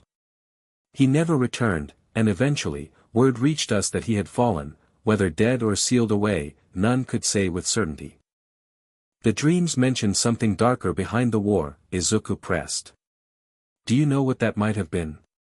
Yasaka hesitated, glancing at Kunu, who was listening with wide-eyed fascination. Perhaps we should continue this discussion privately. Understanding, Izuku nodded. After breakfast, Kunu was sent to her lessons, and Yasaka led Izuku to a secure room deep within the compound. The walls were covered with protective seals, and the air thrummed with power. This chamber is shielded from all forms of scrying and espionage, she explained, activating additional wards with a gesture. What I'm about to share is known to very few outside the highest ranks of yokai leadership. From a hidden compartment, she withdrew an ancient scroll case made of jade and gold. Opening it carefully, she unrolled a document covered in calligraphy so old the style was barely recognizable. This is Ryujin's last message to us, she said. Delivered by a water dragon servant 3 days after he departed Kyoto. Izuku leaned forward, studying the characters. To his surprise, he could read them perfectly, despite never having studied classical Japanese. The Chaos faction moves in shadow, he read aloud. Not angels, devils, or fallen, but something older that feeds on their conflict. I go to the nexus point where the barriers between realms are thinnest. If I succeed, the war ends. If I fail, protect the boundaries. They must not breach the eastern gate. Yasaka nodded. Cryptic, even for Ryujin. We never learned what this chaos faction was, nor the location of the nexus point he mentioned. The Eastern Gate? Izuku questioned. We believe it refers to a metaphysical boundary, not a physical location, Yasaka explained. Kyoto sits at the intersection of several ley lines and dimensional boundaries. It's a gateway between worlds, which is why yokai have always protected it. Izuku frowned, memories stirring. There was something, a place where realities overlapped. A weakness in the fabric between worlds that existed before the creation of the three factions. He shook his head, frustrated. It's still not clear. Your memories continue to return, Yasaka observed. The heart tree's blessing seems to have accelerated the process. But why now? Izuku wondered. Why would Ryujin, reappear after all this time? And why merged with a consciousness from another reality entirely? Yasaka considered this. There are prophecies, vague, like most prophecies are, about the return of ancient powers when the world faces a threat greater than the Great War. Perhaps your awakening is tied to such a threat. Kokabiel mentioned plans even the Grigori leadership wasn't aware of, Izuku recalled. Could he be connected to this chaos faction? It's possible, Yasaka acknowledged. Though Kokabiel was a known entity during the Great War. If he serves the chaos faction now, it's a recent development. Their discussion was interrupted by a commotion outside, shouting and the sound of running feet. Yasaka frowned, rolling up the scroll quickly and returning it to its case. Something is wrong, she said, moving toward the door. Before she reached it, it flew open to reveal a harried-looking Tengu guard. My lady, he exclaimed. Intruders have breached the outer barriers. They bear the signature of fallen angels, but something else as well, something we've never encountered before. Yasaka's expression hardened. How many? Where? Dozens, approaching from multiple directions. They've already overrun the eastern checkpoints. Izuku stepped forward. Let me help. If fallen angels are involved, this could be connected to Kokabiel's plans. Yasaka gave him a measuring look, then nodded sharply. Very well. We will see if the dragon's flames still burn within you. To the guard, she said, sound the alarm. All defensive formations. Protect Kunu and the heart tree at all costs. The compound erupted into organized chaos as yokai warriors rushed to defensive positions. Yasaka led Izuku to a watchtower that provided a view over yokai Kyoto. From this vantage point, he could see columns of smoke rising from several districts. They're targeting the barrier anchors, Yasaka explained grimly. The points that maintain separation between human Kyoto and yokai Kyoto. If enough fall, the realms will merge, exposing both humans and yokai to grave danger. Why would they want that? Izuku asked. Chaos, Yasaka replied simply. Or perhaps they seek something that can only be accessed during a dimensional convergence. Before she could elaborate, an explosion rocked the northern district.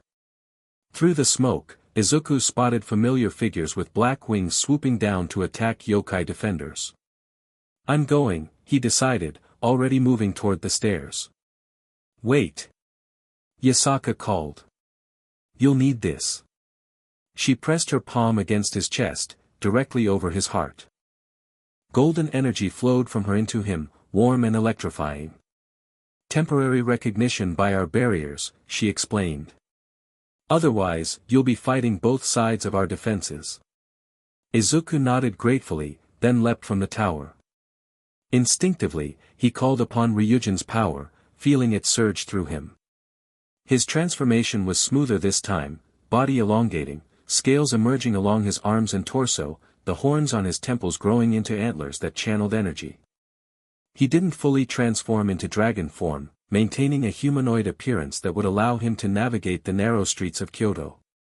But power coursed through him, and when he landed on a rooftop hundreds of yards away, the tiles cracked beneath his feet.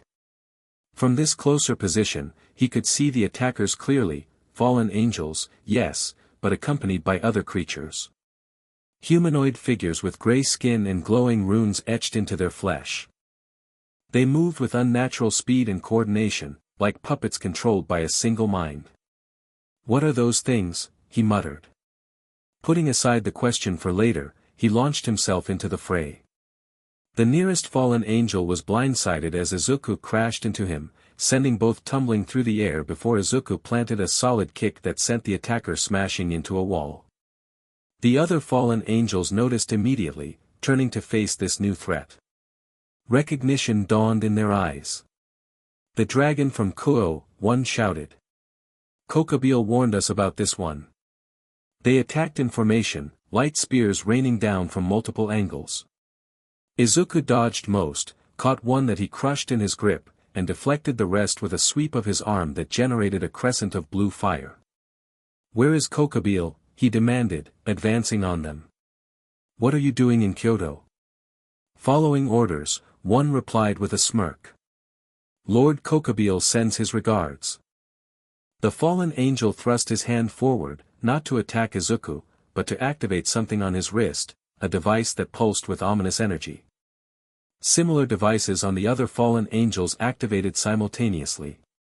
The air shimmered, and suddenly the gray-skinned creatures multiplied, pouring through what appeared to be small rifts in space. "Enjoy the chaos, dragon," the fallen angel called, retreating upward. "We have what we came for." Izuku wanted to pursue, but the immediate threat demanded attention. The gray creatures converged on Yokai defenders, overwhelming them with sheer numbers. He dove into the mass, fists and feet blurring as he struck with precision and power. These weren't living beings, he realized as he fought. They felt hollow, artificial, constructs of some kind, animated by magic rather than life force. That meant he could unleash his full strength without moral concerns. Channeling more of Ryujin's power, he gathered energy in his lungs and exhaled a stream of blue-white fire that incinerated a dozen creatures at once. The others paused, as if reassessing the threat he posed, then changed tactics, swarming him from all directions. Their coordination was perfect, suggesting a hive mind. Individually, they weren't particularly strong, but their numbers and synchronization made them dangerous. Claws raked across Izuku's scales, finding gaps in his defenses. Pain flared, but the dragon's regenerative abilities closed wounds almost as quickly as they formed. Tapping deeper into his power, Izuku created a sphere of water around himself, then expanded it explosively, blasting the creatures back. He followed with arcs of lightning that chained between them, reducing many to ash. A familiar presence approached from above, Yasaka, transformed into her full yokai form. A massive golden fox with 9 tails, each tipped with foxfire that burned with purifying energy. She landed beside him, her size dwarfing his semi-transformed state. "These constructs are tied to the fallen angel's devices," her voice resonated in his mind. "Destroy the devices, and the portals will close." Understanding, Izuku launched himself skyward, pursuing the retreating fallen angels. They scattered, trying to evade, but he was faster. Catching the first, he grappled the fallen angel mid-air, focusing on the wrist device. "No," the fallen angel shouted, desperately trying to break free. "You don't understand what you're interfering with." Izuku crushed the device, which exploded with dark energy. Immediately, dozens of the gray constructs below dissolved into mist. The fallen angel screamed, not in pain but in terror, as the same mist began to consume him from the inside out. "What's happening to you?" Izuku demanded, horrified. "The contract," the fallen angel gasped, his body already half dissolved. "Failure means consumption." Then he was gone, leaving nothing but dispersing mist. Shaken but determined, Izuku targeted the remaining fallen angels. Some fled beyond his reach, but he managed to destroy 3 more devices, each resulting in the same fate for their bearers and the elimination of more constructs. Below, Yasaka and her yokai forces were gaining the upper hand against the diminished enemy numbers. Her 9 tails swept through entire groups, purifying foxfire, reducing the constructs to nothing. Victory seemed within reach when a new threat materialized, a massive magic circle appeared in the sky above central Kyoto, easily 100 feet in diameter. From it descended a figure Izuku recognized immediately. Kokabiel, but changed from their last encounter. His wings had multiplied, and his body was inscribed with the same glowing runes as the grey constructs. Power radiated from him in waves that distorted the air itself. "You're too late, dragon," he called, his voice amplified to reach across the city.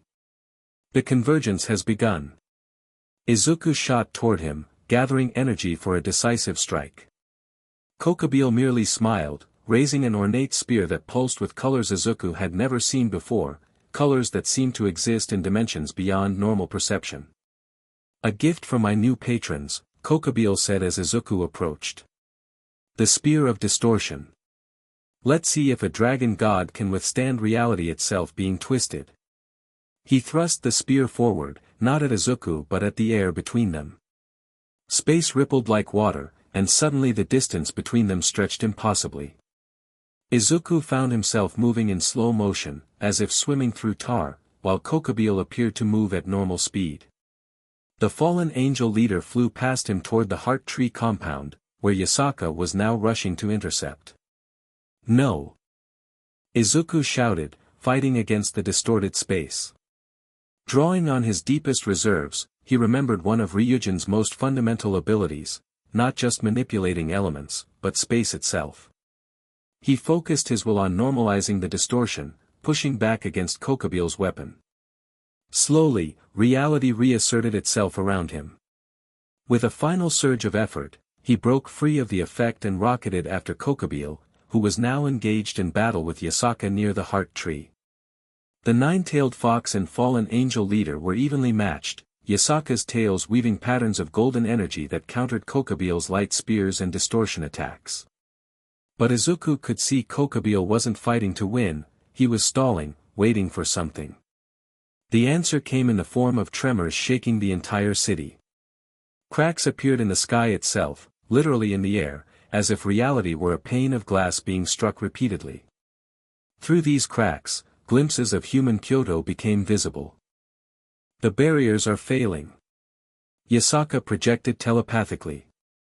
"We must stop him." Izuku flanked Kokabiel, attacking from the side while Yasaka pressed from the front. Caught between them, the fallen angel was forced to divide his attention.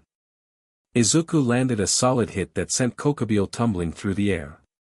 "You don't understand what you're preventing." Kokabiel snarled, recovering quickly. "The reunification must happen. The gate must open."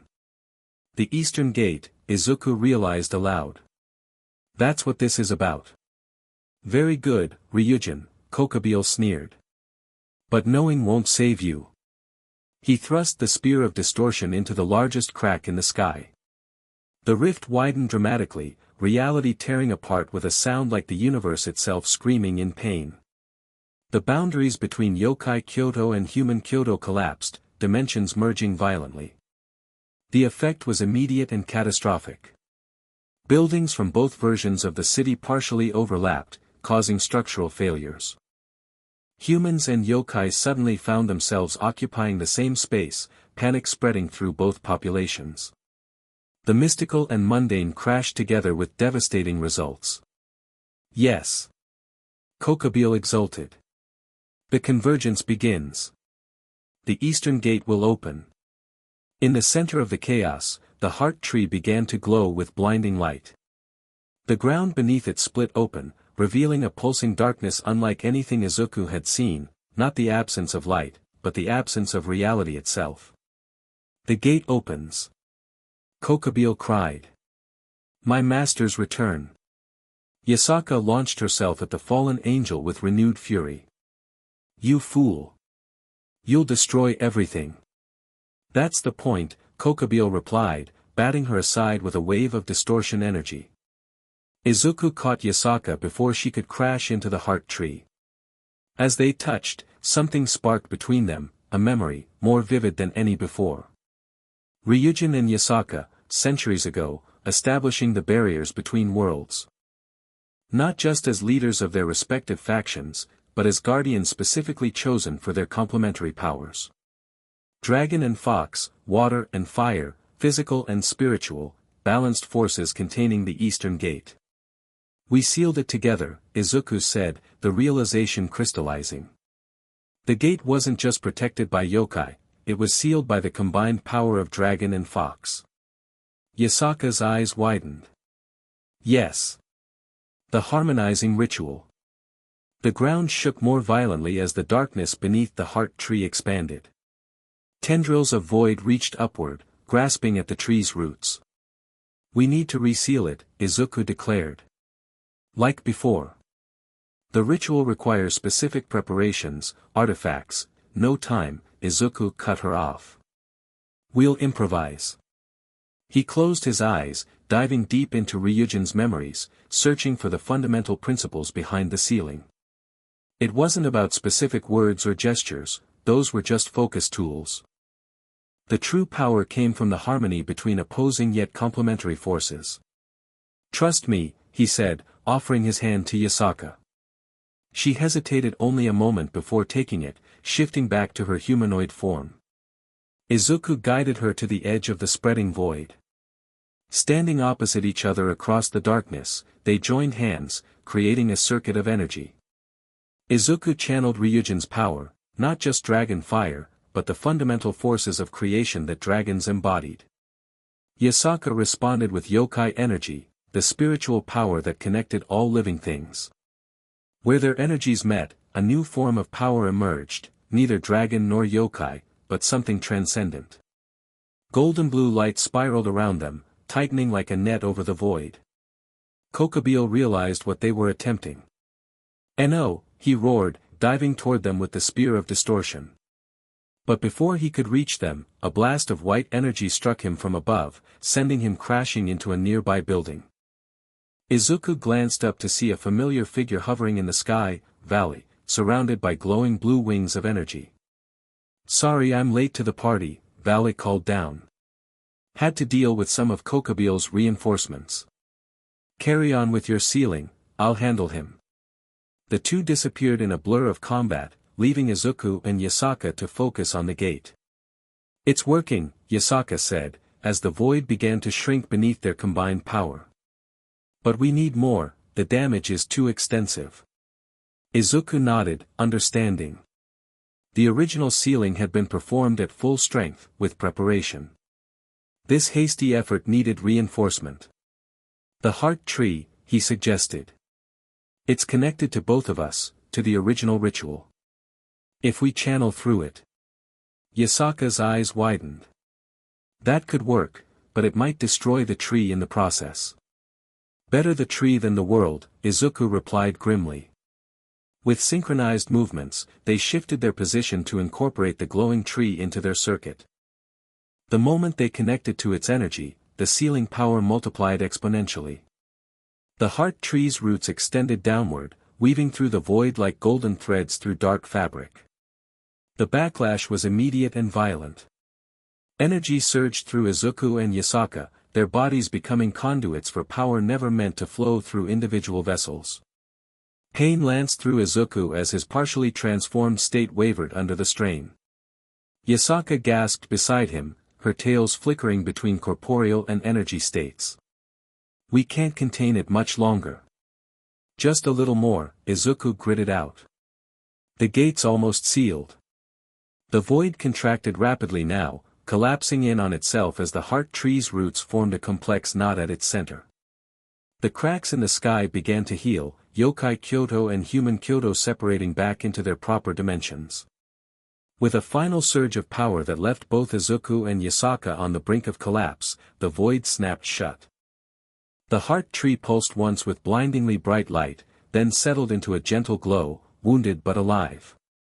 Izuku and Yasaka fell to their knees, still holding hands, as the dimension stabilized around them. The immediate danger had passed, but the aftermath of the convergence would require significant cleanup, memory alterations for humans who had witnessed yokai, repairs to structures damaged in both realms. "You remember," Yasaka said softly, studying his face. "Not just fragments anymore." Izuku nodded. "Not everything, but much more now. The original sealing, our connection. A faint blush colored her cheeks. Then you recall that we were more than political allies. Before he could respond, the sound of battle nearby reminded them of the threat still at large. Rising unsteadily to their feet, they turned to see Vali and Kokabiel locked in fierce combat above the city. Despite Vali's impressive power, Kokabiel's enhanced state and the Spear of Distortion gave him an edge. As they watched, the fallen angel leader landed a direct hit that sent Vali crashing to the ground near them. "Impressive weapon," Vali commented, climbing from the small crater his impact had created. "Not standard issue fallen angel equipment, I take it?" "Far beyond your comprehension, host of Albion," Kokabiel sneered, hovering above them. "My masters have armed me with powers from beyond the dimensional barriers." "These masters," Izuku called up. "The Chaos faction." "Who are they?" Kokabiel's expression shifted from triumph to unease. "You know that name?" "Impossible." "Ryujin knew," Izuku replied. "He confronted them during the Great War." "Now tell us who they are." "Entities older than angels, devils, or dragons," Kokabiel said, his voice taking on a reverent tone that bordered on madness. "They existed in the void between dimensions before creation itself. The Great War was merely the first step in their return, weakening the barriers between worlds through concentrated supernatural conflict. And they recruited you to continue their work," Yasaka concluded. "I was chosen," Kokabiel declared. "When the other faction leaders sued for peace, I alone recognized the opportunity being squandered. Conflict feeds their return, the more supernatural powers battle, the thinner the dimensional walls become. So that's why you attacked Kyoto," Izuku realized. "You weren't just after Issei's sacred gear, you wanted to provoke a new conflict between factions." "The Red Dragon Emperor was a bonus," Kokabiel confirmed. "But yes, forcing the Gremory heiress to call for help from her brother, potentially drawing Heaven's attention, all steps toward renewed warfare." "You're insane," Valis stated flatly. "Whatever these entities promised you, they're using you as a pawn." "Perhaps," Kokabiel acknowledged with a disturbing smile. "But what a glorious game we play." He raised the Spear of Distortion again. "And it's far from over."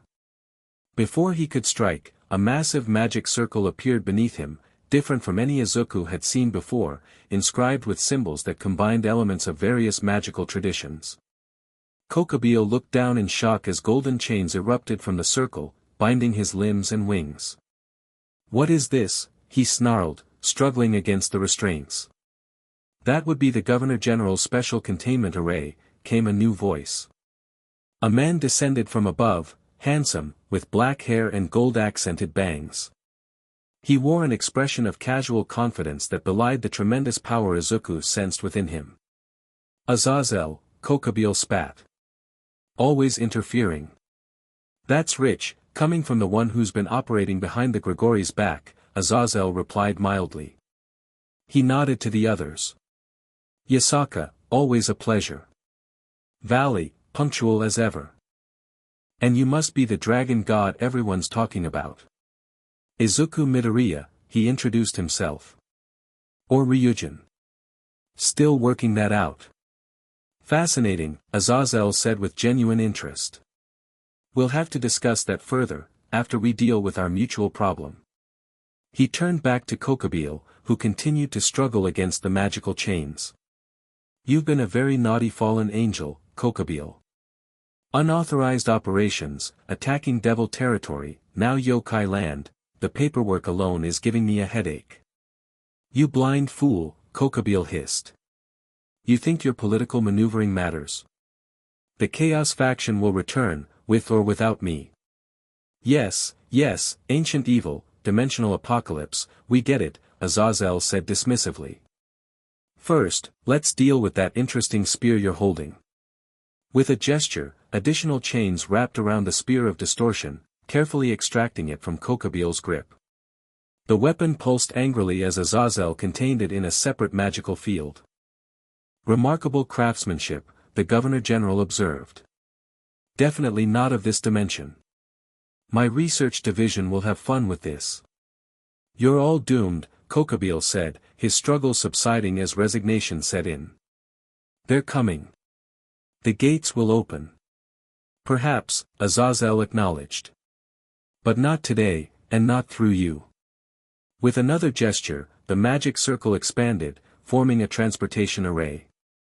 I'll be taking him back to Grigori headquarters for questioning and containment. Vali, you're with me.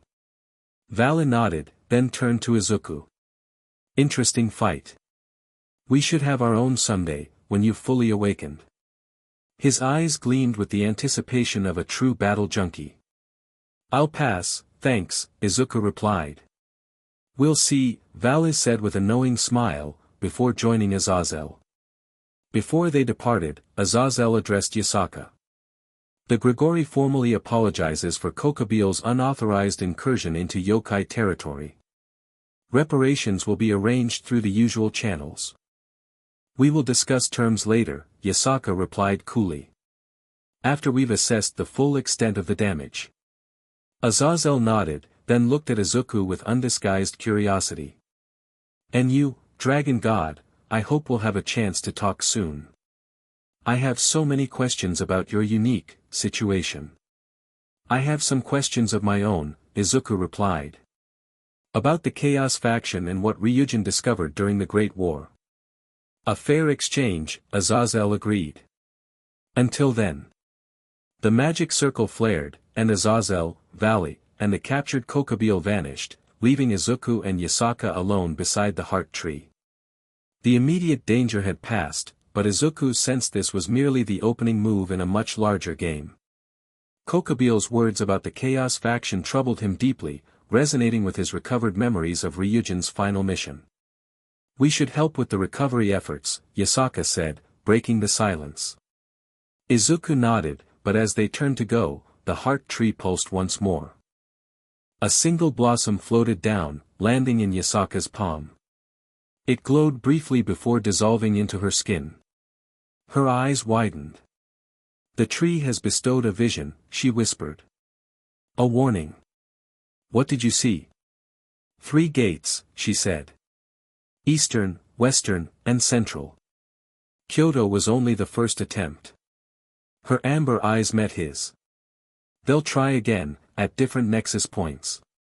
Then we need to warn the other factions, Izuku decided. This goes beyond yokai and dragons now. Yasaka nodded in agreement. The ancient alliances must be renewed. Starting with ours. She held out her hand, and Izuku took it without hesitation. As their fingers intertwined, energy flowed between them, not the desperate, makeshift connection of their earlier sealing effort, but something deeper and more controlled. The formal re-establishment of the bond between dragon and fox, guardian spirits of the eastern realms. The pact is renewed, Yasaka declared. Dragon and yokai stand together once more. The heart tree's branches swayed in approval, cherry blossoms swirling around them like pink snow. In that moment, Izuku felt more of Ryujin's memories fall into place, not overriding his own identity, but integrating with it. He was both Izuku Midoriya, the hero who had sacrificed himself to save his world, and Ryujin, the ancient dragon god who had done the same. Perhaps that was why their souls had merged, two beings who, despite vast differences in power and origin, shared the same fundamental drive to protect. We have much to do, Izuku said, looking out over the recovering city. And I suspect not much time to do it. Then we begin immediately, Yasaka replied. The yokai will secure Kyoto and repair the damage. You should return to Kuo, warn the devils of what we've learned. And then? And then, she said with a small smile, we gather our allies. If the Chaos faction seeks to reopen all 3 gates, they'll need to face the united forces of every supernatural faction. A supernatural alliance, Izuku mused. That hasn't happened since the end of the Great War, Yasaka finished. Perhaps that's why you've returned now, Ryujin. Not just to seal one gate, but to unite those who must stand against what comes through them. The weight of that responsibility settled on Izuku's shoulders, not crushing him, but grounding him. This was what heroes did, whether in his original world or this one. They stood against the darkness, gathered allies, and faced impossible odds. And sometimes, they won. The cleanup and recovery took 3 days of intense work. Yokai magic specialists repaired the barriers between dimensions, erasing human memories of supernatural encounters, while physical damage was addressed through combined efforts of construction Yokai and Izuku's elemental manipulation. Throughout this period, representatives from various factions arrived to assess the situation, devil observers sent by Sirzechs, fallen angel researchers dispatched by Azazel, even a few cautious angels maintaining their distance but clearly monitoring events. On the 4th day, as stability returned to both versions of Kyoto, Izuku prepared to depart for Kyoto. Tannen had returned to transport him, and they would leave at sunset. Yasaka found him in the garden near the heart tree, meditating as he sorted through newly recovered memories. "Your dragon friend has arrived," she said, sitting beside him on the stone bench. "He's quite impressive. Few dragons command such respect among both their own kind and devils." "Tannen seems honorable," Izuku agreed. "Though our interactions have been limited so far." They sat in comfortable silence for a moment, watching the heart tree's branches sway gently in the breeze. The ancient plant had recovered remarkably well from the strain of the sealing ritual, its energies replenished by the renewed pact between dragon and fox. "Will you return?" Yasaka asked finally. "Of course," Izuku replied without hesitation. "We have much more to discuss about the gates and the Chaos faction. And..." He paused, choosing his words carefully. "I'd like to learn more about what's happened in the centuries since Ryujin disappeared." Yasaka smiled. "Including us?" Izuku felt heat rise to his cheeks. "I have memories of, feelings. But they're Ryujin's, not mine. I don't want to presume or impose expectations based on a past I'm still discovering." "Wise words," she acknowledged. "And considerate. Ryujin was always direct, sometimes too much so." Her expression grew thoughtful. "Perhaps the merging of your souls has tempered some of his more draconic qualities." "Maybe," Izuku agreed. "I'm still figuring out where Izuku ends and Ryujin begins, or if there's even a clear line anymore." "Time will tell," Yasaka said. "And we have time now, thanks to your actions." She reached out, lightly touching the horn on his temple. "These are growing, you know. Each day, a little more prominent." "I've noticed," Izuku admitted. "The transformation is continuing, though more slowly than at first. Rias thinks my body is gradually adapting to contain Ryujin's full power." "A reasonable theory," Yasaka agreed. "But be careful not to lose yourself in the process. What makes you valuable isn't just Ryujin's power, but your hero's heart." The words touched him deeply. "Thank you. That means a lot." A small figure came bounding through the garden, Kunu, who had taken quite a liking to Izuku during his stay. "Are you leaving now?" she asked, looking disappointed. "Soon," Izuku replied with a smile. "But I'll come back to visit." "Promise?" she demanded, hands on hips in an adorable attempt at sternness. "I promise," he said solemnly. Satisfied, Kunu produced a small package wrapped in silk. "Then take this. I made it for you." Izuku accepted the gift and carefully unwrapped it to reveal a braided cord bracelet woven from golden thread and blue silk, with small beads carved from cherry wood. "It's a protection charm," Kunu explained proudly. "I put some of my foxfire in it, so it'll help keep you safe when you're far from Kyoto." "It's perfect," Izuku said, genuinely touched as he tied it around his wrist. "Thank you, Kunu." The young yokai beamed, then darted forward to hug him quickly before running off again, calling that she'd meet him at the departure point. Yasaka watched her daughter go with a fond expression. "She hasn't taken to anyone that quickly in decades." "She's a special kid," Izuku said. "You've raised her well." They rose and began walking toward the compound entrance where Tannen waited. As they walked, Yasaka filled him in on diplomatic developments, agreements reached with devil representatives, information shared with Azazel's researchers, cautious communications established with heaven's observers. The foundations of cooperation are being laid, she concluded. But much work remains. The supernatural world has existed in segregated factions for so long that true alliance will require overcoming centuries of distrust. One step at a time, Izuku said. We've made a start here. They reached the entrance, where Tannen waited in his dragon form, massive and imposing against the sunset sky. Kunu bounced excitedly around his clawed feet, peppering him with questions about dragon life that he answered with surprising patience. Yasaka turned to face Izuku directly. Before you go, I have something for you as well. From within her kimono, she produced a small jade pendant carved in the shape of a dragon coiled around a fox.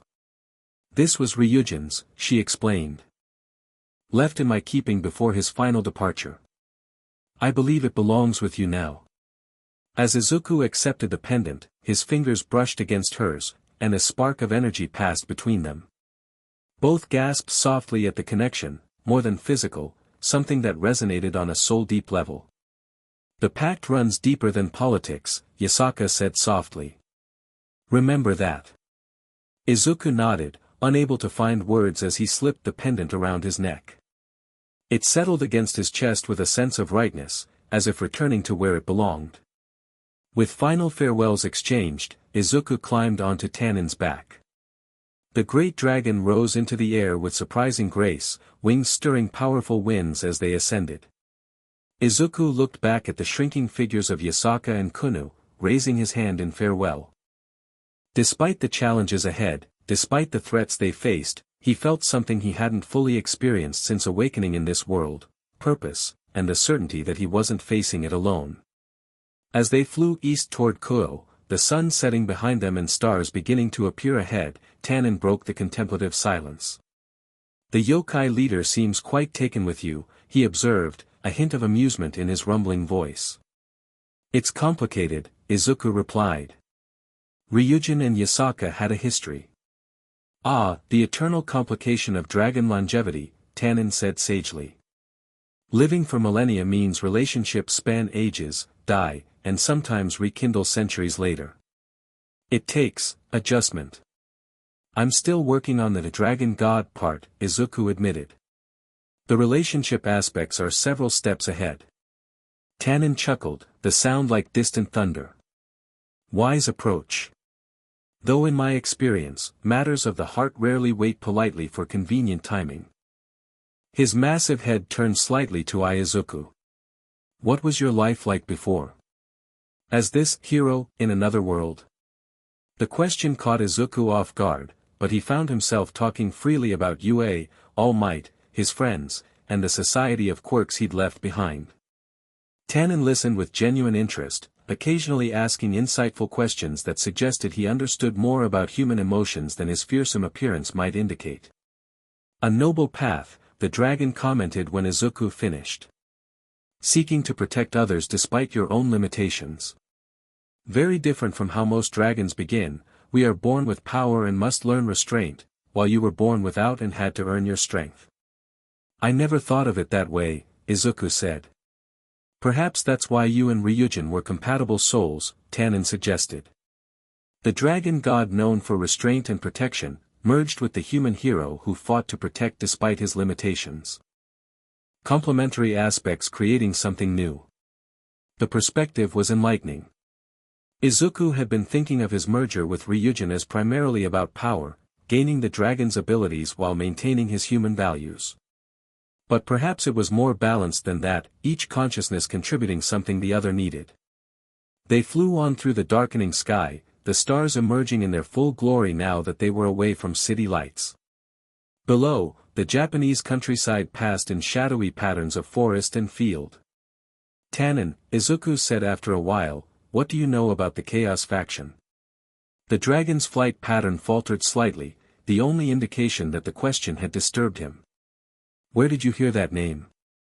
Tannen asked, his voice unusually serious. Kokabiel mentioned it. And I've recovered memories of Ryujin investigating them during the Great War. Tannen was silent for long moments. It is not a name spoken casually among dragons, he finally said. The oldest of our kind passed down warnings about entities that existed before the current world took shape, beings that dwell in the void between dimensions and seek to return to this reality. That matches what Kokabiel said, Izuku confirmed. And my recovered memories. But what exactly are they? What do they want? According to dragon lore, they are aspects of primordial chaos that existed before order was established in the universe, Tannen explained. When reality took form, they were excluded, trapped outside the boundaries of creation. They desire to return and unmake what has been made, restoring the primordial state where they ruled supreme. And they use conflict between supernatural factions to weaken the barriers between dimensions, Izuku added. Yes, Tannen confirmed grimly. The Great War served their purpose well, though few suspected their influence at the time. If Ryujin discovered their manipulation, it would explain much about his final mission and subsequent disappearance. They flew on in silence as Izuku absorbed this information. The threat was larger than he'd initially realized, not just to one faction or realm, but to reality itself. We're approaching Kyoto, Tannen announced, beginning a gradual descent. The town came into view below, peaceful and ordinary-looking despite being a nexus of supernatural activity. Lights twinkled in homes and along streets, humans going about their evening routines unaware of dragons flying overhead or the cosmic threats gathering in the shadows. Just like home, Izuku thought. Regular people living their lives while others fought to protect them from dangers they couldn't comprehend. Some things didn't change, no matter which world you found yourself in. Tannen landed in the same clearing behind Kyoto Academy where they had departed. Waiting for them was a welcoming committee, Rias, Akino, Kiba, Kaneko, and Issei, along with a woman Izuku didn't recognize. Welcome back, Rias called as Izuku slid from Tannen's back. How was Kyoto? Eventful, he replied with significant understatement. We have a lot to talk about. I look forward to a full report, said the unfamiliar woman, stepping forward. She had silver hair and a cool, professional demeanor. Graphia Lucifuge, Queen of Sirzechs Lucifer. I've been instructed to brief you on developments here and escort you to a summit meeting tomorrow. Summit meeting? Izuku repeated. Yes. In light of events in Kyoto, which we've received preliminary reports about, the leaders of the three factions have agreed to an unprecedented gathering. Graphia's expression remained neutral, but her tone conveyed the significance. Devils, angels, and fallen angels, meeting formally for the first time since the Great War ended. Issei pushed his way forward. Hey, dragon buddy. Did you learn any awesome new powers in Kyoto? Check this out. He thrust out his left arm, and the boosted gear materialized instantly. I can summon it whenever I want now. Impressive, Izuku said with a genuine smile. You've been training hard. Every day.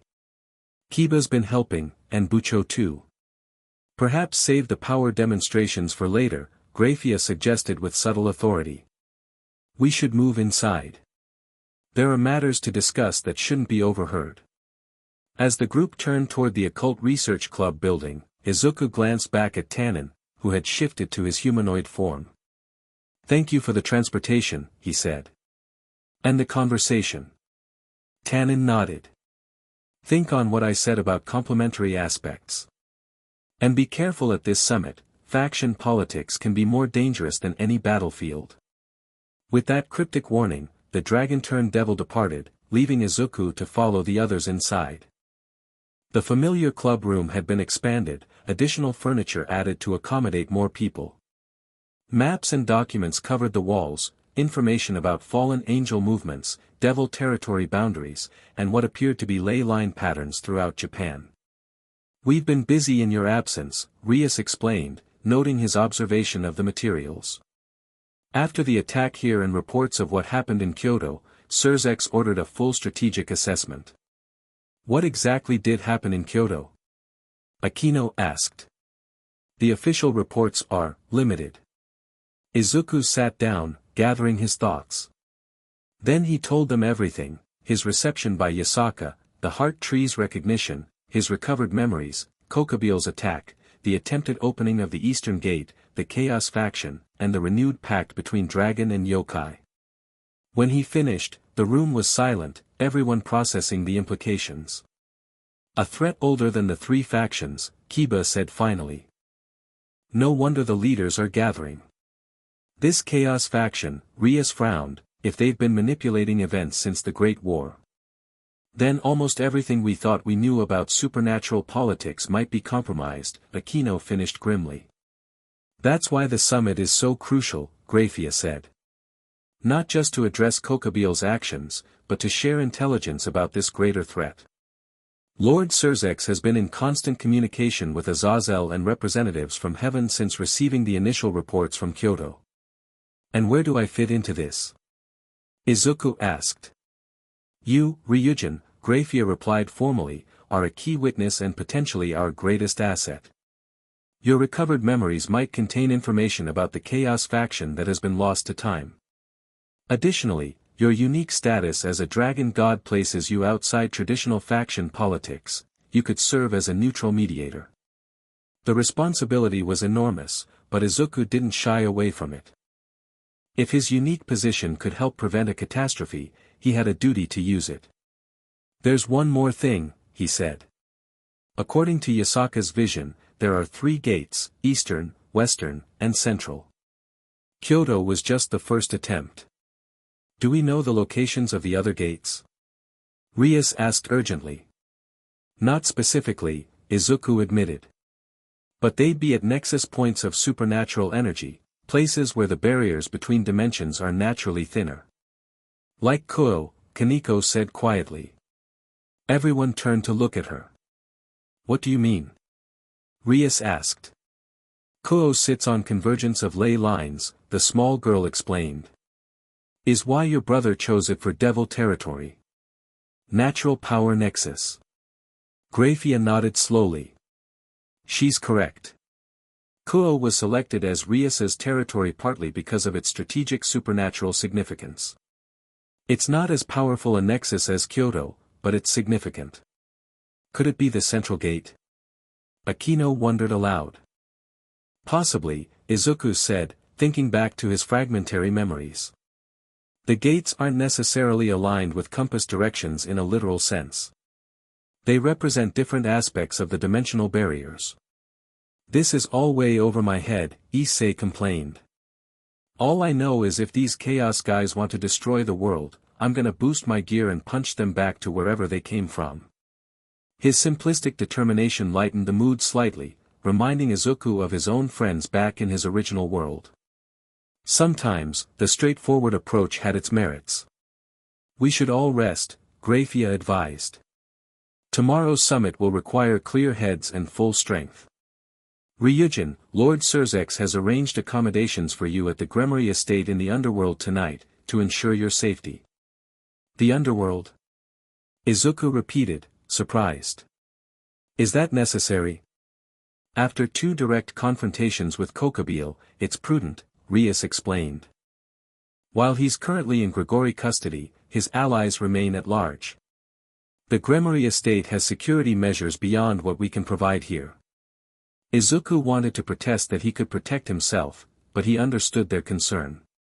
Besides, he was curious to see the Devil Realm firsthand. All right, he agreed. But I'd like to return here before the summit, to check on Kuo and make sure there's no unusual activity. That can be arranged, Grafia confirmed. Now, if you're ready.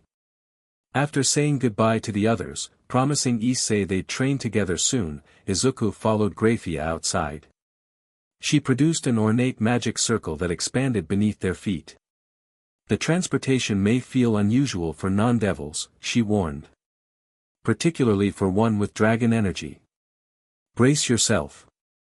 The circle flared with crimson light, and Izuku felt reality shift around him. Unlike the yokai pathways, which had felt like stepping through a veil, devil teleportation was more like being deconstructed and reassembled, a disconcerting but not painful sensation. When the light faded, they stood in an enormous entrance hall that combined Gothic architecture with modern luxury. High vaulted ceilings, marble floors, and elegant furnishings created an atmosphere of refined power. "Welcome to the Gremory main residence," Graphia said formally. "Lord Sirzechs awaits you in the study."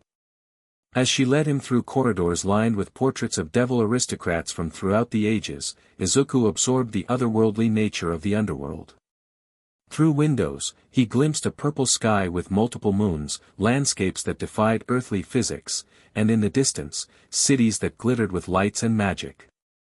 The study they entered was warm and inviting, with floor-to-ceiling bookshelves and comfortable leather chairs arranged around a fireplace. Sirzechs rose from behind a massive desk as they entered, his casual attire contrasting with the formal setting. "Ryujin, or do you prefer Izuku?" he asked with a genuine smile. "Welcome to my home." "Izuku is fine," he replied, still more comfortable with his human identity despite the growing integration of Ryujin's memories and power. "Izuku it is," Sirzechs gestured to a chair. "Please, sit.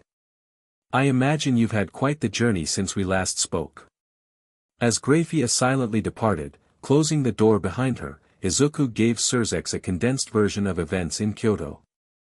The devil leader listened attentively, occasionally asking clarifying questions but mostly allowing Izuku to speak uninterrupted.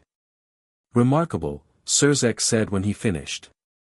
"The Eastern Gate has been a subject of devil research for centuries, but much of our knowledge was theoretical at best. To think Kokabiel came so close to opening it.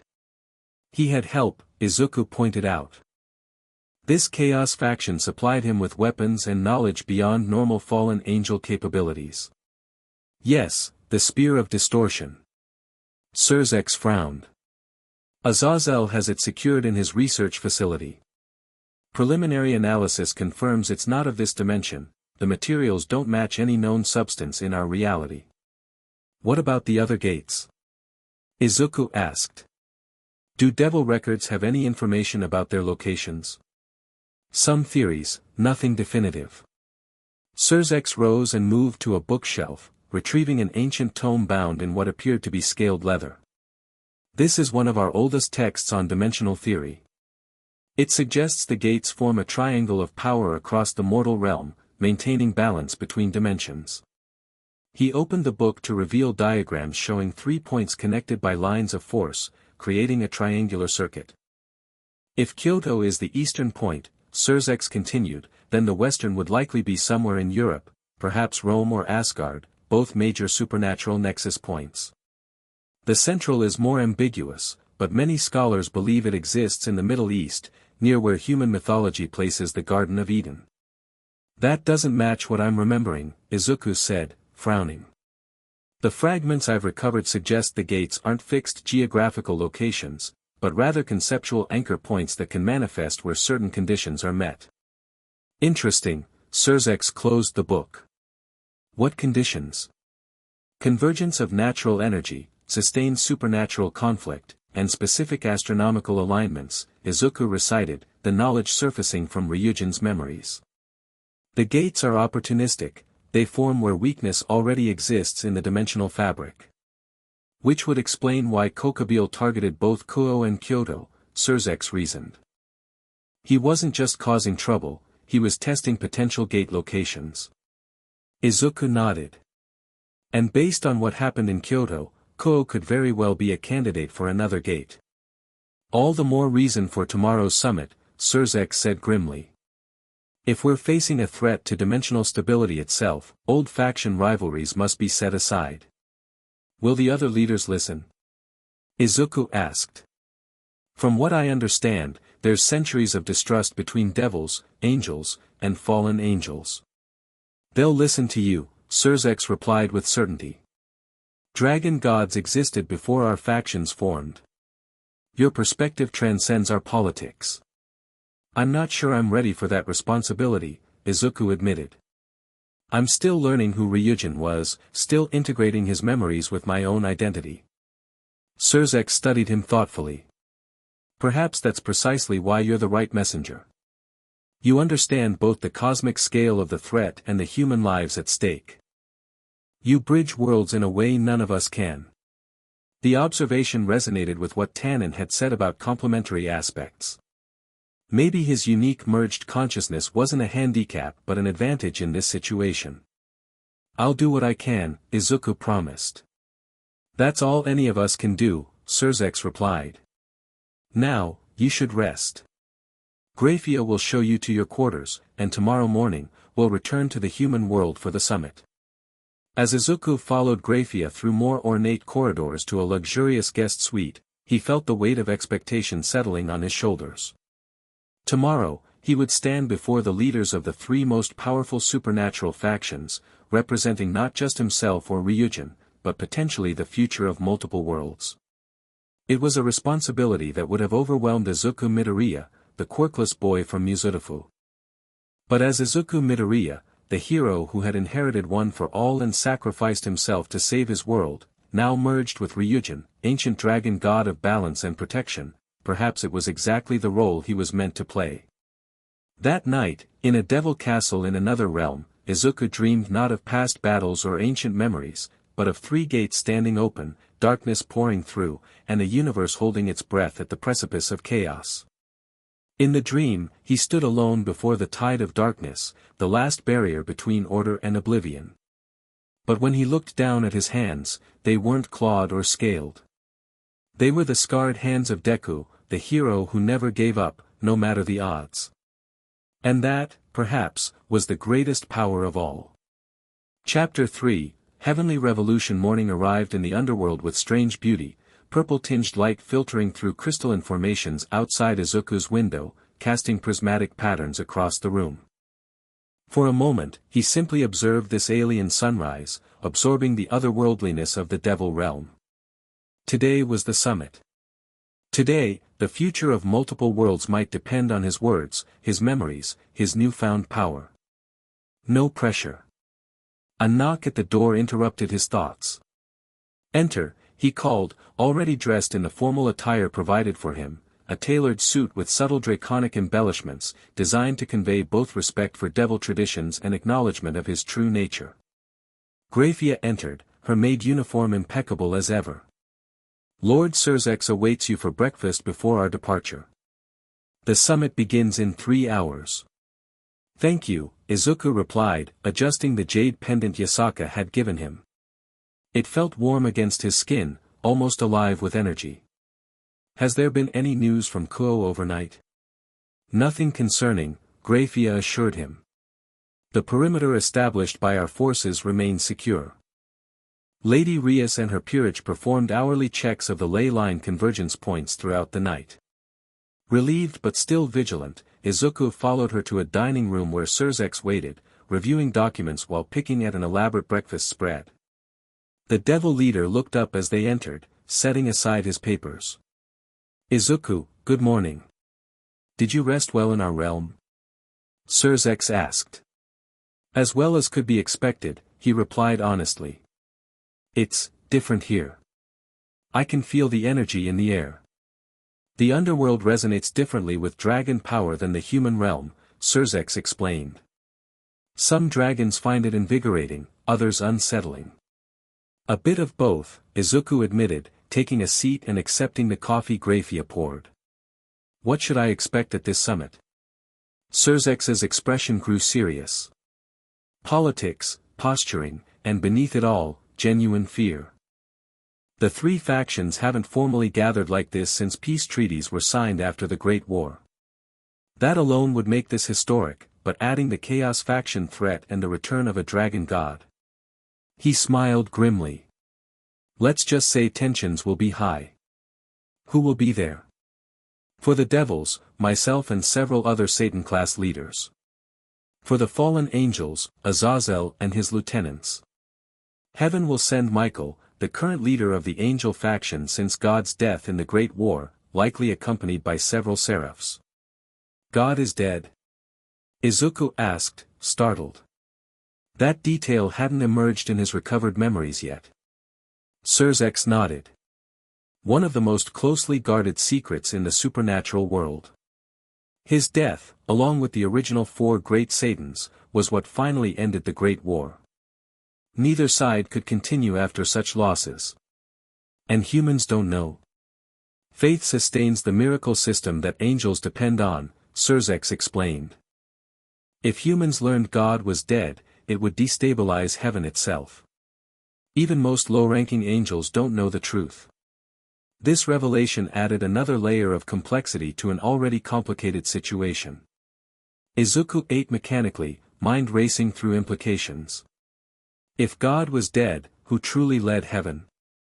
What did that mean for the balance between factions that Ryujin had once helped maintain? There's another complication, Sirzechs added. Word of your appearance has spread through supernatural channels.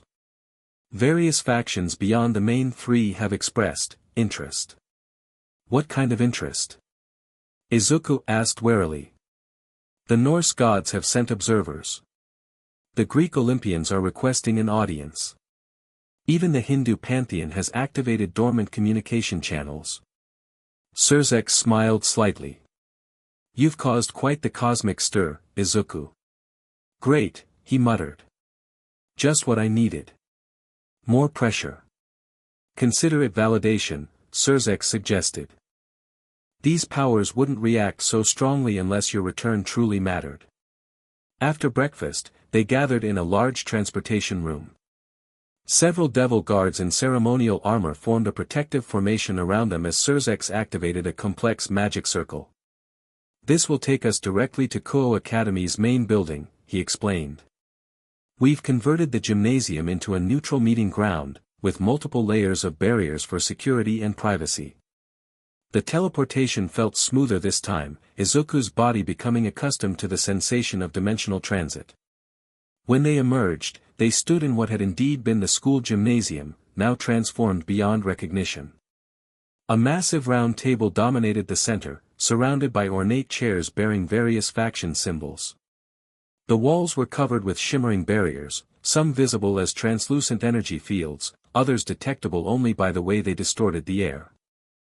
Above, the ceiling had been enchanted to display a real-time map of ley line activity throughout Japan, with Koho and Kyoto pulsing as bright nodes of energy. Devil guards were already stationed at regular intervals, maintaining a professional distance as servants made final preparations. Despite the early hour, representatives from various factions had begun to arrive, gathering in small clusters around the room's perimeter. Izuku spotted Rias with her peerage near one entrance. She caught his eye and approached, looking elegant in formal attire that maintained her school colors. Welcome back, she greeted him. Your trip to the underworld was uneventful. Educational, Izuku replied. How are things here? Any unusual activity overnight? Nothing significant, she assured him. Though Kaneko sensed something odd around 3 a.m., a momentary fluctuation in the barrier near the old school building. By the time we investigated, it had stabilized. That was concerning, but before Izuku could inquire further, a commotion at the main entrance drew everyone's attention. Azazel had arrived, flanked by Vali and several other fallen angels. The Governor-General of the Grigori cut an impressive figure in his formal attire, though he maintained a relaxed posture that belied the gravity of the occasion. Sirzechs, he called out, approaching with an easy smile. Quite the venue you've arranged. Much nicer than that dreary place we used for the treaty signings. Appearances matter in diplomacy, Sirzechs replied, clasping Azazel's offered hand. Though I doubt any of us will be dwelling on the decor given what we're here to discuss. Azazel's gaze shifted to Izuku, interest gleaming in his eyes. The Dragon of the Hour. Our research division has been working non-stop analyzing the data from Kyoto and that fascinating spear Kokabiel was wielding. He lowered his voice. We should talk privately after this circus. There are details not suitable for the General Assembly. I'd appreciate any information you have, Izuku replied. Vali, standing slightly behind Azazel, studied Izuku with barely concealed excitement. You look stronger, the White Dragon Emperor observed. Kyoto must have been beneficial for your awakening. It helped, Izuku acknowledged, uncomfortable with Vala's obvious battle lust. Don't mind him, Azazel said with a dismissive wave. He's been impossible since hearing about your fight with Kokabiel. Dragon hosts and their rivalries, you know. More delegates continued to arrive, yokai representatives led by a fox messenger from Yasaka, vampire observers from distant territories, even a small delegation of dwarves who claimed ancient ties to dragonkind. Each group brought their own security and cultural protocols, creating a complex diplomatic dance as they were seated according to supernatural hierarchies. Is Yasaka coming? Izuku asked the fox messenger, trying not to sound too eager. Lady Yasaka remains in Kyoto, securing the eastern gate, the messenger replied formally. She sends her regards and this. He presented a small scroll sealed with golden wax bearing the imprint of a nine-tailed fox. Izuku accepted it gratefully, tucking it away for later reading. As the appointed hour approached, tension grew palpable in the room. Only one major faction remained absent, Heaven's representatives had yet to arrive. They're making us wait, Azazel observed to Sirzechs, both now seated at the main table. Michael always did have a flair for dramatic timing. As if on cue, the air in the center of the room began to shimmer with golden light. A massive magic circle formed, emblazoned with angelic script and radiating holy energy so intense that several devils winced and stepped back. From this circle descended Heaven's delegation. First came honor guards, angels with multiple wings, bearing staffs of office that pulsed with divine light. They arranged themselves in ceremonial formation before the leader of Heaven's forces emerged. Michael, the archangel, materialized with 12 golden wings fully extended.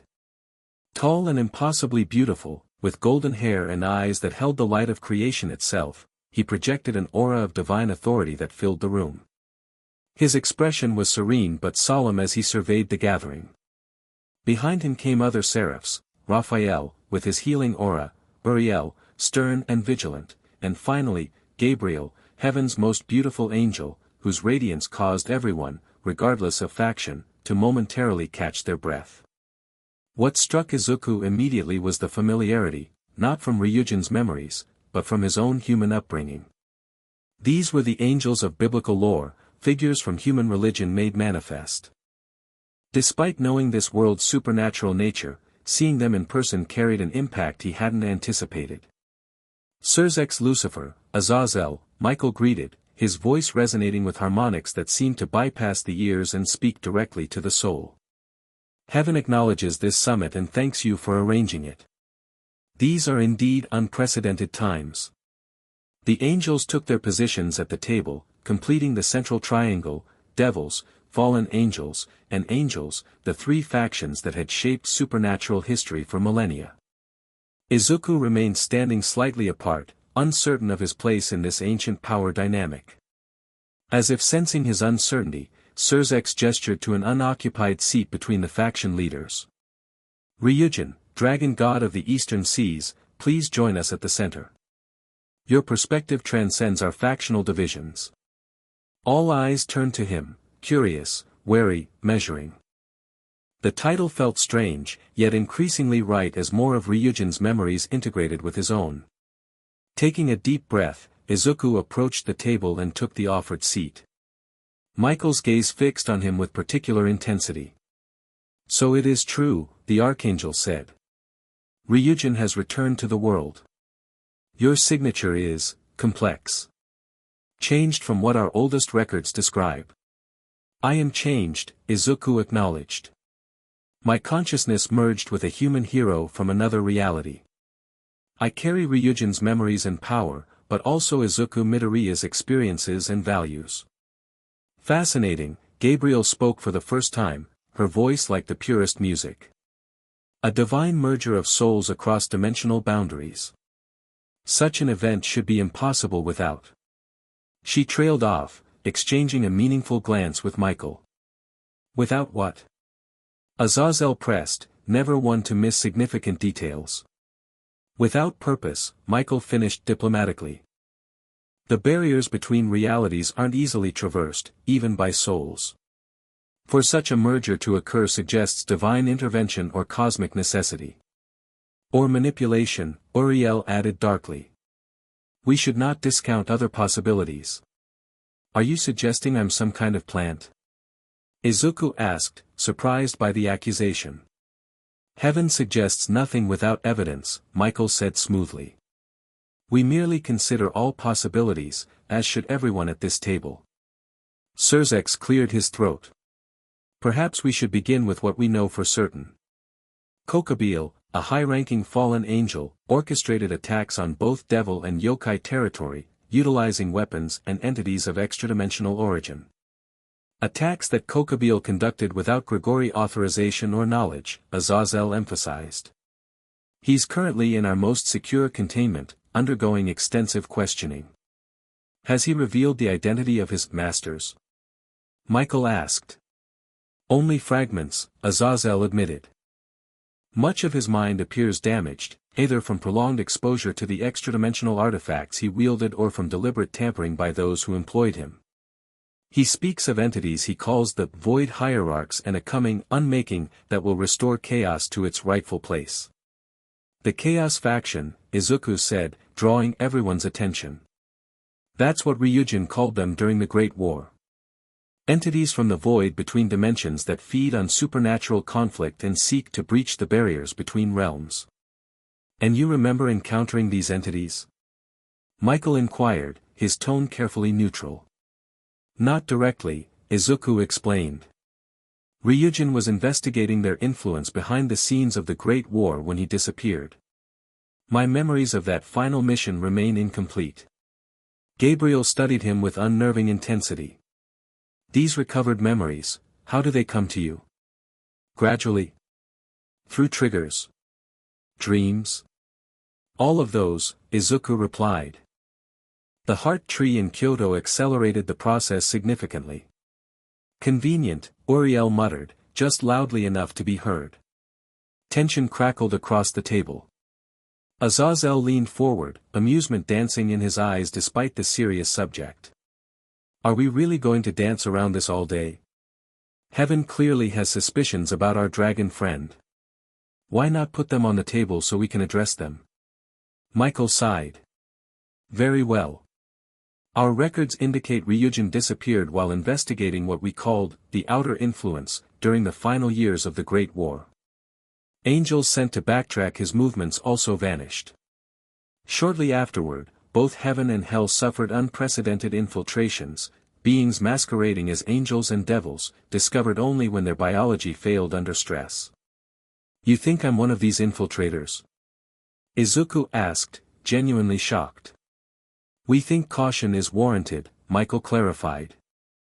The timing of your emergence, coinciding with renewed Chaos Faction activity, raises questions that must be addressed before full trust can be established. What would satisfy Heaven's concerns? Sirzechs asked, diplomatic but firm. Gabriel answered. The trials of essence. An ancient protocol designed specifically to verify the true nature of beings claiming divine or primal status. Those haven't been used since before the Great War, Azazel objected. And they're notoriously dangerous even for legitimate subjects. What are these trials? Izuku asked, keeping his voice steady despite growing concern. 3 tests designed to verify body, mind, and soul, Gabriel explained. They bypass superficial disguises or possessions by examining the fundamental essence of the subject. If you are truly Ryujin merged with a human hero, you will pass. If not. She left the consequence unspoken, but it hung heavily in the air. Izuku considered his options. Refusing would only deepen Heaven's suspicions, potentially derailing any alliance before it formed. And if these trials could accelerate his understanding of his own merged identity, they might be worth the risk. I'll do it, he decided. If it helps establish trust between factions, I'm willing to undergo these trials. Gabriel looked surprised, as if she hadn't expected him to agree so readily. You understand the risks? These tests weren't designed with comfort or safety in mind. I understand, Izuku confirmed. But stopping the Chaos Faction matters more than my comfort or safety. If proving myself helps unite the factions against the real threat, it's worth it. A murmur ran through the assembly. Even Uriel looked momentarily taken aback by his willingness to submit to heaven's procedure. Michael nodded solemnly. Very well. The trials require specific preparations and a neutral location sanctified by multiple factions. We propose the ancient temple complex beneath Mount Azuna, a site recognized as sacred by dragons, yokai, angels, and devils alike. When? Sirzechs asked. The preparations will take approximately 12 hours, Gabriel replied. The trials themselves must begin at midnight, when the barriers between physical and spiritual realms are thinnest. That gives us time to continue sharing intelligence about immediate threats, Azazel noted pragmatically. Particularly regarding potential gate locations. With that decided, the summit proceeded to more technical discussions. Maps were presented showing ley line configurations across continents, reports shared detailing unusual supernatural phenomena worldwide, and theories exchanged about the Chaos faction's ultimate goals. Throughout these discussions, Izuku felt Gabriel's gaze return to him repeatedly, studying him with an intensity that went beyond professional interest. When their eyes met, he sensed something unexpected, not suspicion, but a strange recognition, as if she were seeing something in him that others couldn't. During a brief recess, while faction leaders consulted with their advisors, Gabriel approached Izuku as he stood examining the ley line map of Japan. Your decision to undergo the trials was brave, she said without preamble. Most beings would have objected or negotiated for lesser proofs. I have nothing to hide, Izuku replied. And every reason to want the truth myself. My identity situation isn't exactly straightforward. A smile touched her perfect features. You speak of yourself with a humanity most dragons would find beneath them. Ryujin was different that way too, more connected to the mortal realm than most of his kind. You knew him? Izuku asked, surprised. We met several times during peace negotiations, Gabriel confirmed. He was unique among the primal powers. Most saw humans and their civilizations as fleeting amusements, but Ryujin found value in their brief, bright lives. The observation resonated with Izuku's recovered memories and his own values. That's how I feel too. Human lives matter, regardless of how short they seem to immortal beings. Gabriel studied him with those penetrating eyes. Perhaps that's why your souls merged so successfully. Two beings who share fundamental values despite vastly different origins. It was similar to what both Tannen and Yasaka had suggested, complementary aspects creating something new yet harmonious. Can I ask you something? Izuku ventured. Why does heaven seem particularly concerned about my return? The devils and fallen angels accepted my identity much more readily. Gabriel glanced around to ensure they weren't overheard. Because of what Ryujin discovered just before his disappearance, she said quietly. Information that came to us through channels so secure that even Michael knows only fragments. What information?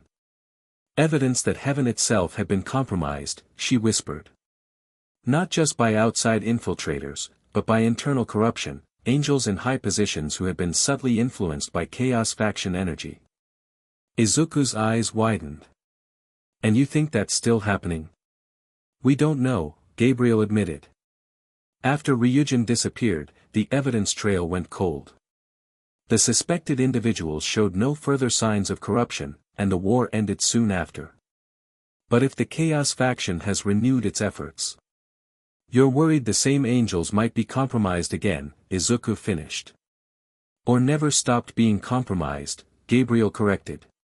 Just became more careful. This revelation cast heaven's insistence on the trials in a new light.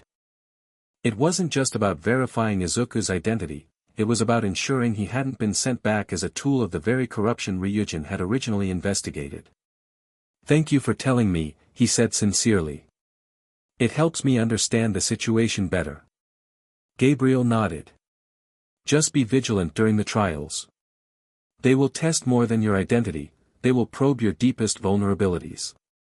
She hesitated, then added, and whatever happens, remember that not all of heaven speaks with one voice. Before Izuku could ask what she meant, Gabriel was called away by Michael, leaving him with more questions than answers. The summit continued until late afternoon, producing several concrete outcomes: a formal alliance between the three factions to monitor potential gate locations, shared intelligence networks to track unusual supernatural activities, and joint research teams to study the artifacts recovered from Kokabiel. As the meeting concluded, arrangements were made for Izuku's transportation to Mount Izuna for the trials. He would be accompanied by representatives from each faction, Graphia from the Devils, Vali from the Fallen Angels, and Gabriel herself from Heaven. A balanced escort, Sirzechs explained, to ensure the neutrality of the proceedings. Before departing, Izuku sought out Rias and her peerage to update them on the situation.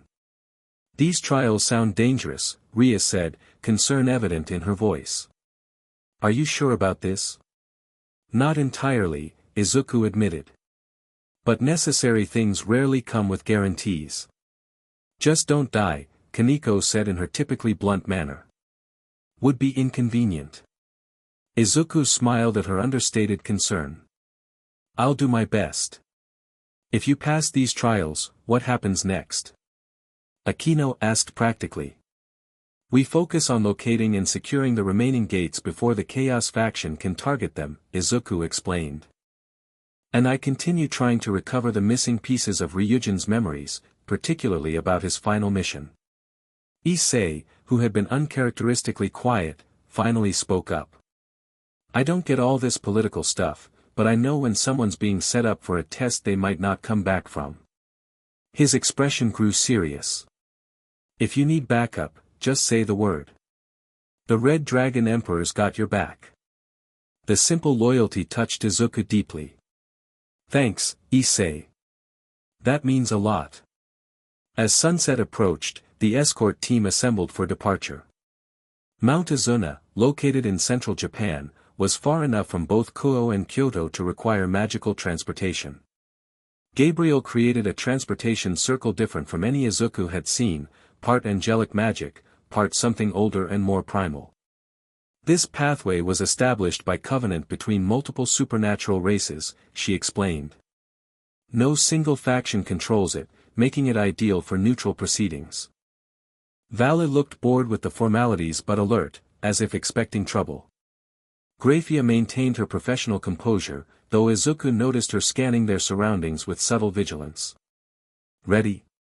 Gabriel asked, completing the circle's activation sequence. Izuku nodded, and light enveloped them. The transportation felt different from devil or yokai methods, smoother, more like ascending than traveling laterally. When it faded, they stood in an ancient stone chamber deep within Mount Izuna. The temple complex was a marvel of prehistoric engineering.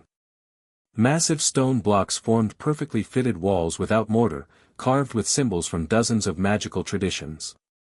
The central chamber rose to a domed ceiling open to the mountain peak above, where stars were beginning to appear in the evening sky. "The Nexus Temple," Gabriel explained, her voice echoing slightly in the vast space. "Built before the Great War, before angels and devils existed in our current forms. A neutral ground for all supernatural races." "Who built it?" Izuku asked, awed by the ancient power he could feel pulsing through the stones. "No one knows for certain," Graphia replied. "Some devil scholars believe it was constructed by the dragon gods themselves as a meeting place with other primordial powers."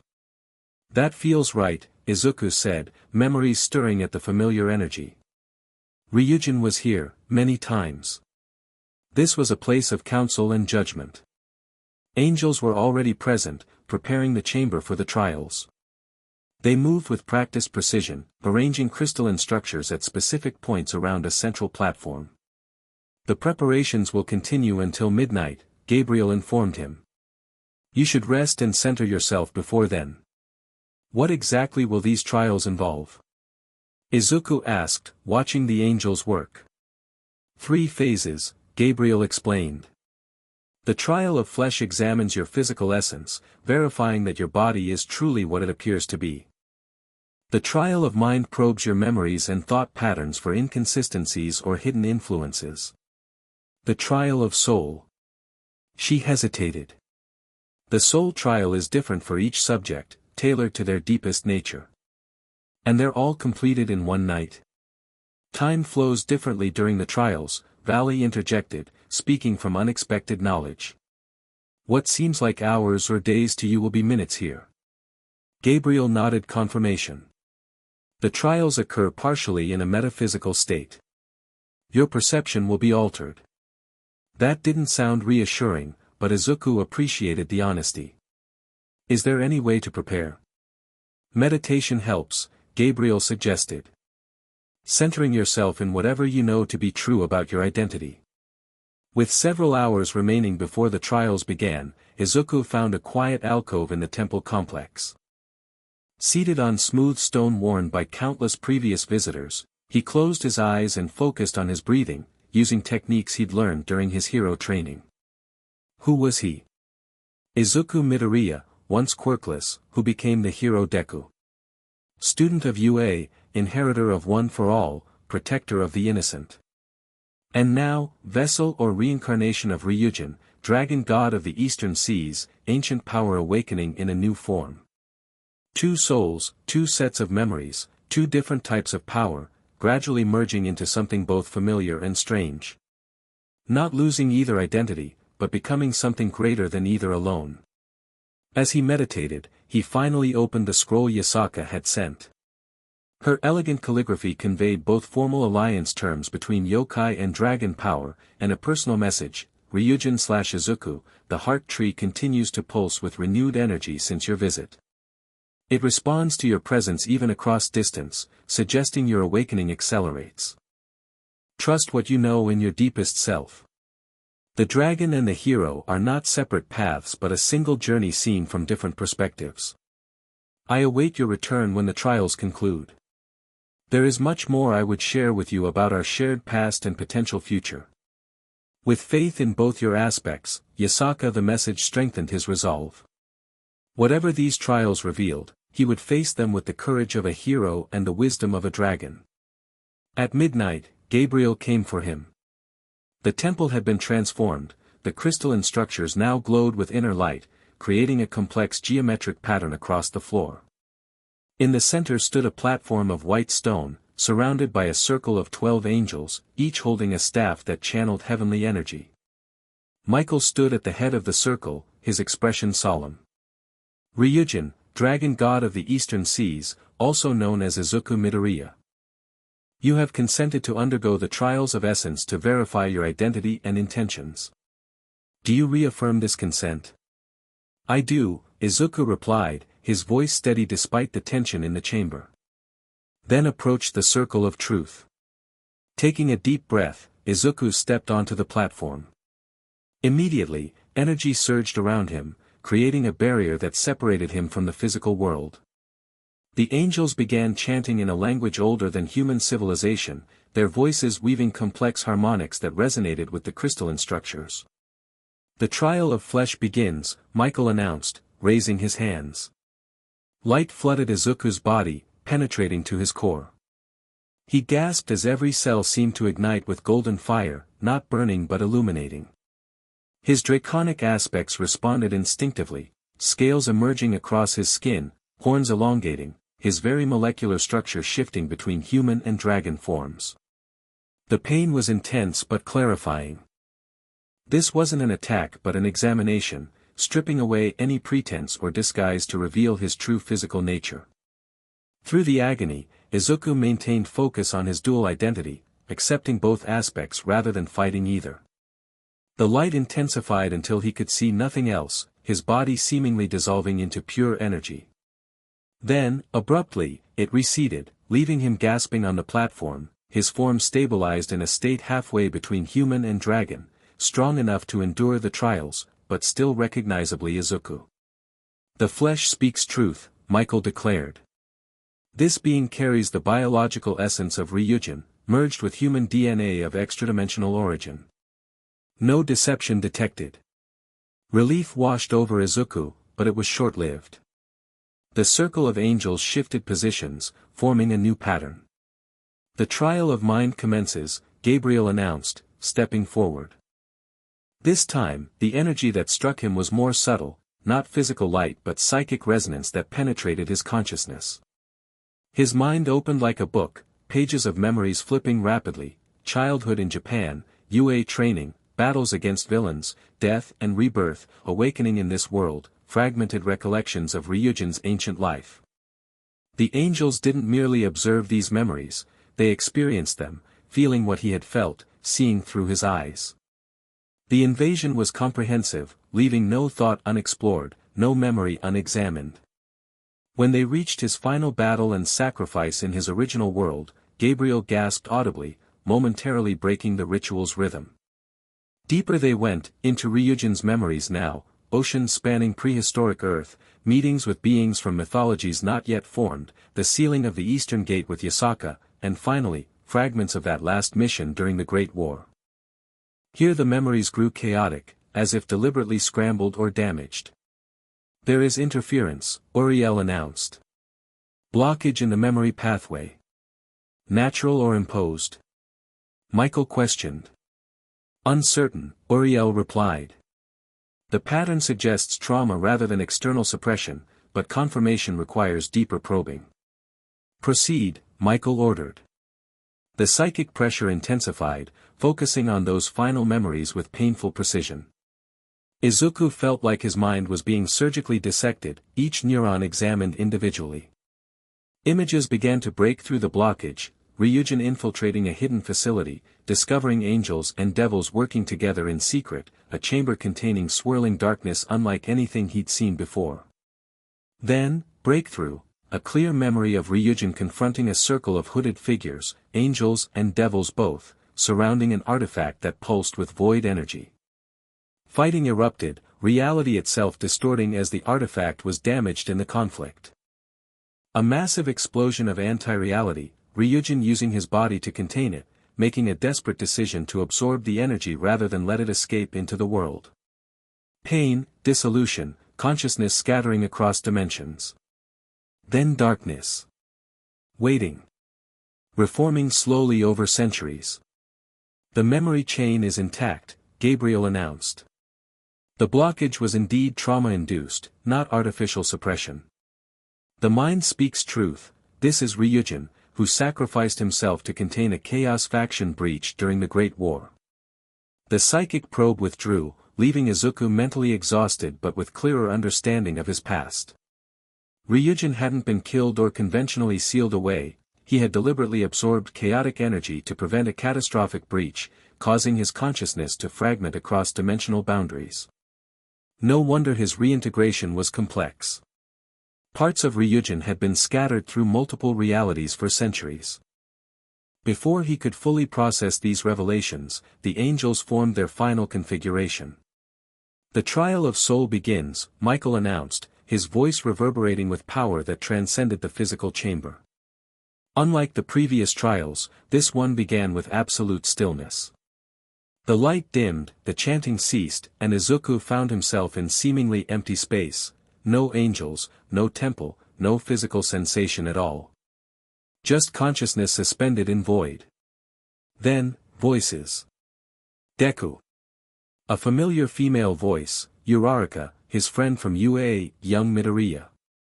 All Might, sounding disappointed. "You abandoned our world for power." "Izuku, my baby." His mother, crying. "Why did you leave us?" He knew instantly these weren't real, they were manifestations of the trial, testing his emotional responses. Yet the pain they caused was genuine. These were people he had loved, people he had left behind in death. "I didn't abandon you," he answered firmly. "I died protecting you. I would have stayed if I could." The voices changed, becoming older, more primal. Ryujin. A rumbling dragon voice. "You failed in your duty.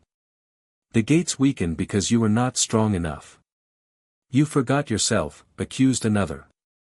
Lost in human weakness, playing hero when you should be ruling. Dragon gods do not serve, they command," a third insisted.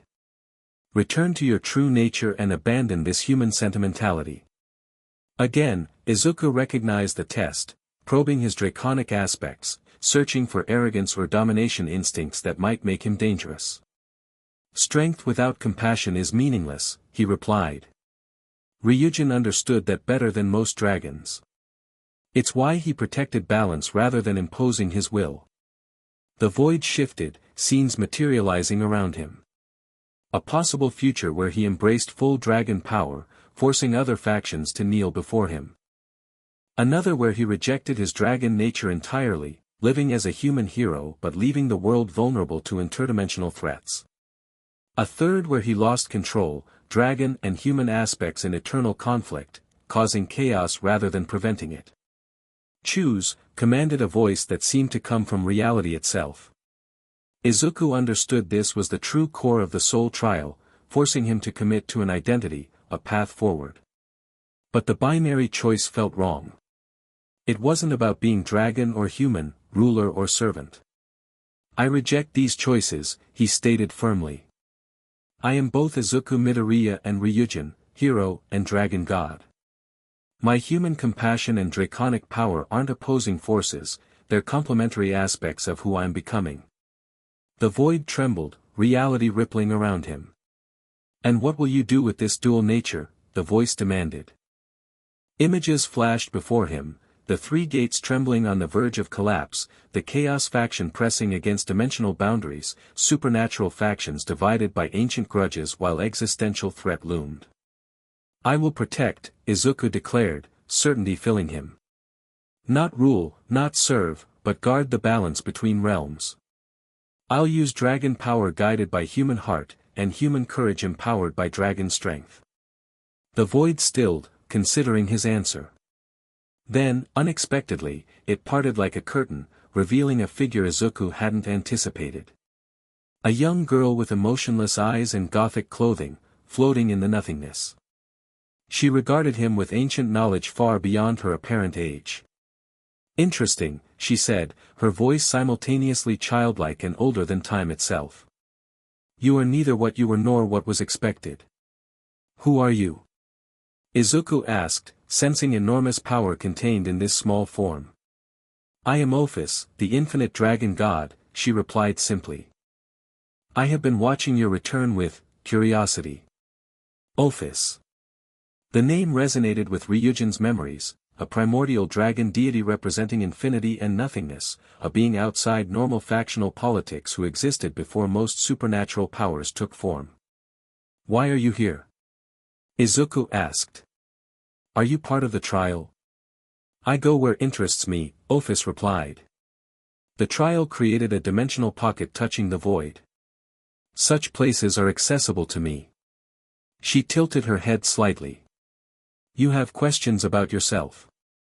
About what happened to Ryujin. You knew him. All dragon gods know each other, even when we rarely meet. Ophis floated closer. Ryujin was foolish, interfering in lesser beings' conflicts. But perhaps also wise, seeing threats others ignored. The Chaos faction, Izuku said. Ophis nodded. Entities neither of this world nor completely outside it. They exist in the boundary spaces, the in-between that separates dimensions. When Ryujin discovered their manipulation of the Great War, he tracked them to their entry point, an artificial gate created through ritual sacrifice of angels and devils. The memory I just recovered, Izuku realized. Ryujin found angels and devils working together with the Chaos faction. Corrupted pawns, Ophis clarified. Their minds twisted by prolonged exposure to void energy. What Ryujin didn't anticipate was the failsafe they had created, a dimensional bomb designed to tear reality if their operation was discovered. So he absorbed it, Izuku said, understanding filling the remaining gaps. Contained the explosion within his own essence. A dragon god's body can endure what reality cannot, Ophis confirmed. But the price was dissolution, consciousness scattered across dimensional boundaries, slowly reforming over centuries. And somehow finding me in another reality, Izuku added. But why? Why me specifically? Ophis studied him with those fathomless eyes. Resonance. Your soul vibrated at a frequency that attracted the fragments of Ryujin. Your final sacrifice mirrored his own, containment and protection at the cost of self. Such symmetry creates powerful spiritual magnetism across dimensional boundaries. The explanation made sense, both scientifically and mystically. Not random chance, but cosmic harmony drawing together similar spirits across different worlds. What happens now? Izuku asked. The Chaos faction is active again, targeting the gates. Now you must choose fully, Ophis said. I have accelerated your integration process by revealing the truth, but the final merging requires your conscious acceptance. She reached out, placing a small hand on his chest. Dragon and human, separate yet one. Will you complete the joining, accepting all aspects of both existences? Izuku understood this was the real trial, not heaven's test, but a more fundamental choice about his very being. Fully embracing both identities would mean no going back, no possibility of returning to his original human existence. But hadn't he already crossed that threshold? His old body was gone, his old world closed to him. And here, in this reality, he had found new purpose, new allies, new possibilities. I accept, he said firmly. Both aspects, fully integrated. Ophis nodded, seemingly satisfied. Then it is done. Her hand glowed with energy that sank into his chest, reaching for his very soul. Remember, Ryujin, who is also Izuku, the gates must remain sealed. The balance must be maintained. This is the duty of dragon gods. With those words, Ophis faded from view, the dimensional pocket collapsing around them. Reality rushed back like a tidal wave, dropping Izuku back into the physical world of the temple chamber. He gasped, finding himself still standing on the platform but changed. His body had stabilized in a form that perfectly balanced human and dragon aspects, still recognizably Izuku in features, but with more pronounced draconic elements. The horns had fully formed into elegant antlers that channeled energy, scales covered portions of his skin in iridescent patterns, and his eyes glowed with inner power. More importantly, his mind felt whole for the first time since awakening in this world. Ryujin's memories no longer came as fragments but existed alongside his own, two lives fully accessible and integrated. The power that had seemed foreign now responded naturally to his will, an extension of himself rather than an external force to be controlled. The angels surrounding him had fallen back, many kneeling in positions of reverence or awe. Michael stood transfixed, his expression a mixture of wonder and concern. The trial of soul is complete, he announced, his voice unsteady. But changed from any in our records. The infinite dragon god intervened directly. Ophis. Gabriel stepped forward, astonished. She hasn't involved herself in world affairs since before the Great War. She revealed the truth about Ryujin's disappearance, Izuku explained, his voice resonating with new harmonic undertones. And completed my integration process. Then you are truly him now? Michael asked. Fully Ryujin. I am Ryujin and Izuku both, he replied. Not one consuming the other, but a true merger. Two aspects of the same being. Gabriel approached cautiously. The trials confirm your identity beyond question. Heaven acknowledges you as Ryujin Reborn, dragon god of the eastern seas. Thank you, Izuku said simply. But formal recognition must wait. We have more urgent concerns. As if in response to his words, the temple shuddered. Dust fell from ancient stones as a tremor passed through the mountain. Something's wrong, Vali said, suddenly alert.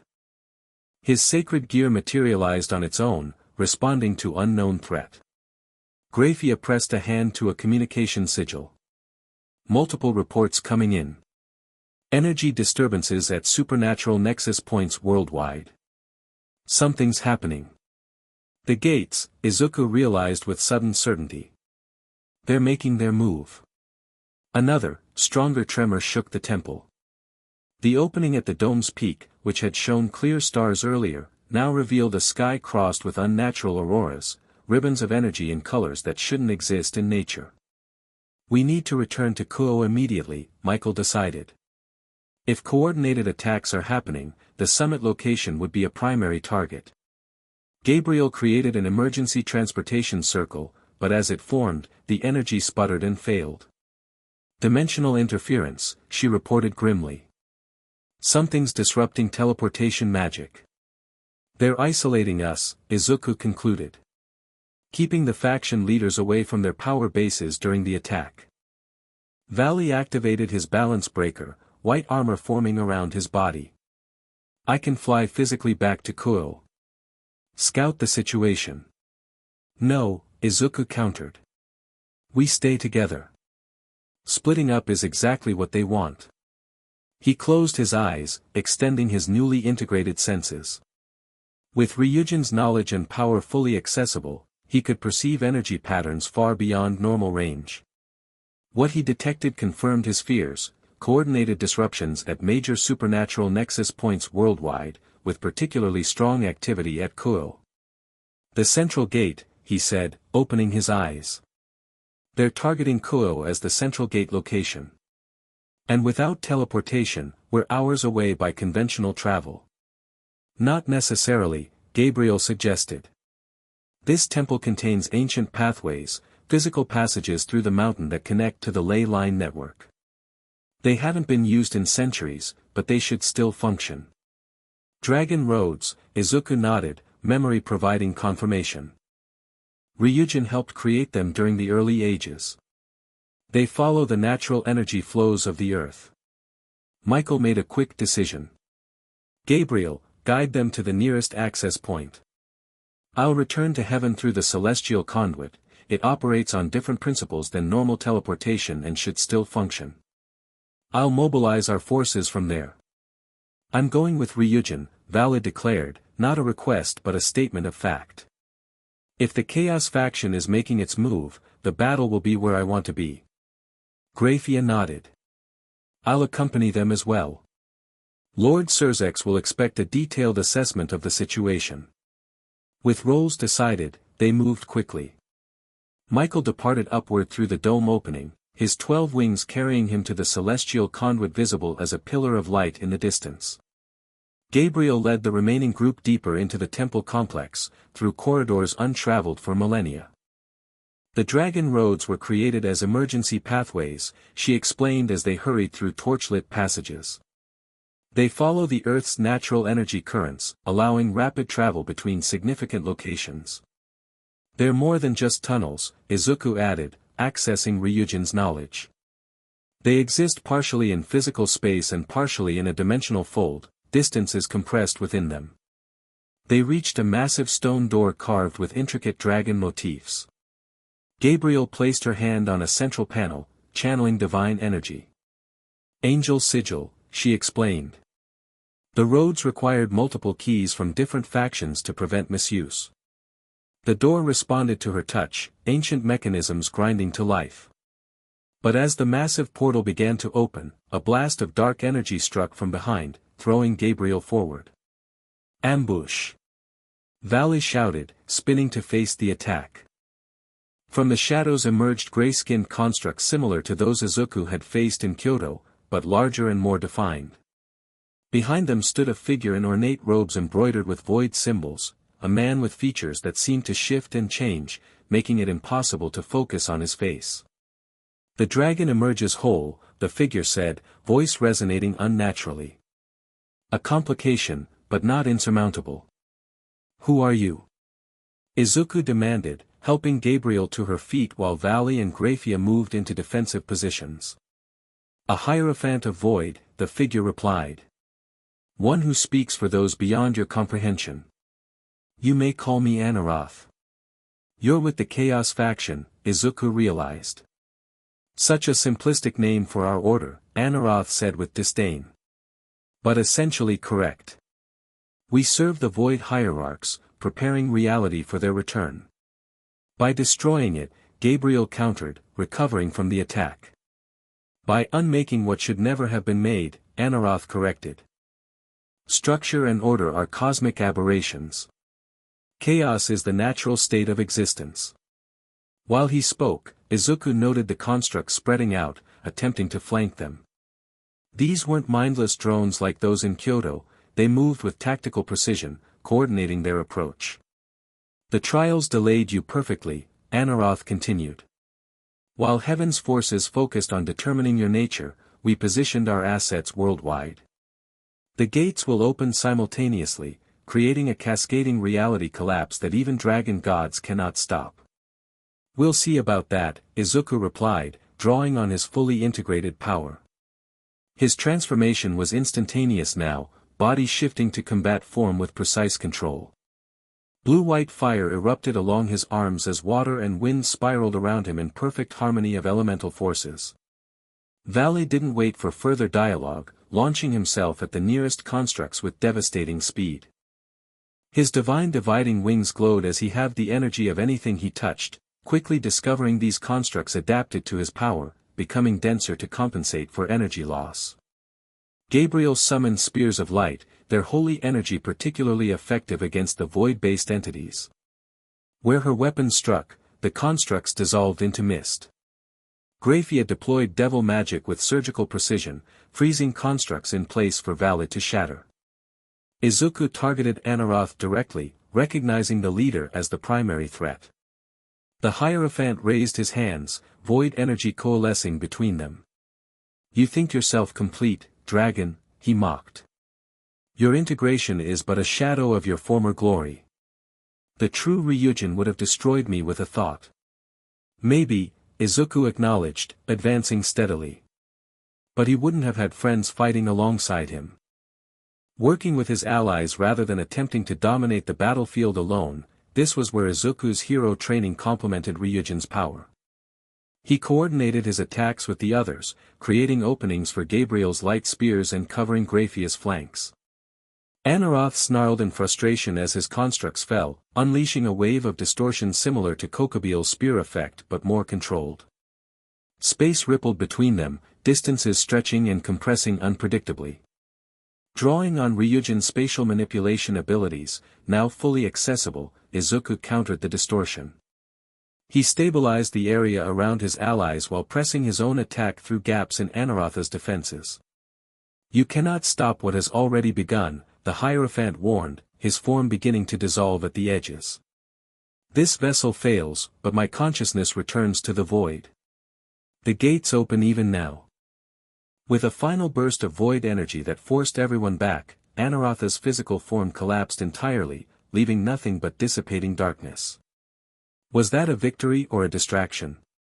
Vali questioned, his armor receding. Both, Gabriel replied grimly. He sacrificed himself to delay us further. The partially opened door to the Dragon Road had destabilized during the battle, ancient mechanisms grinding to a halt. Can we still use it? Graphia asked. Yes, but we'll need to force it, Izuku said, examining the damage. Vali, help me with this. Together, they channeled dragon power into the door, bypassing the normal opening sequence. With a groan of protesting stone, the portal widened enough for them to pass through. Beyond lay a tunnel that seemed to bend reality, wider than the mountain should allow, extending into darkness that shifted with patterns of natural energy. The walls were smooth obsidian inscribed with glowing runic circuits that pulsed in rhythm like a heartbeat. The Dragon Road, Gabriel breathed. I've never actually seen one active. It recognizes Ryujin's energy signature, Izuku explained, feeling the pathway responding to his presence. These were keyed to specific users. Will it take us directly to Kyoto? Graphia asked practically. Not exactly. The roads follow ley lines, stopping at junction points. We'll emerge at the nearest node to Kyoto and travel the remaining distance conventionally. How long? Vali pressed. Minutes rather than hours, Izuku assured him. But the road hasn't been used in centuries. Stay close, the dimensional compression can have side effects on unprepared travelers. They moved swiftly down the tunnel, which subtly resisted normal physics. Despite appearing to walk on level ground, they seemed to be descending deep into the earth while simultaneously moving laterally across great distances.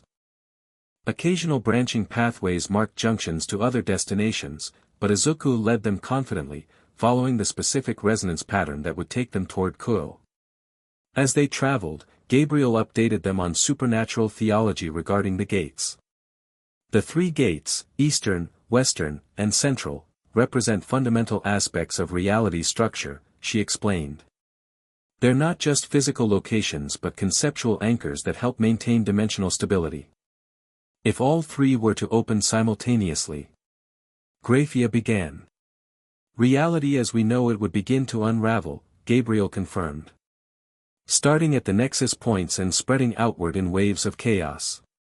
Which is exactly what the Chaos faction wants, Izuku concluded. Return existence to primordial void where they held dominion. The tunnel began to brighten, indicating they were approaching an exit node.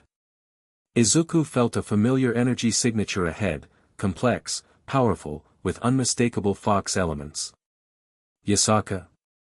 He said in surprise as they emerged into a small shrine hidden in the forests outside Kyoto.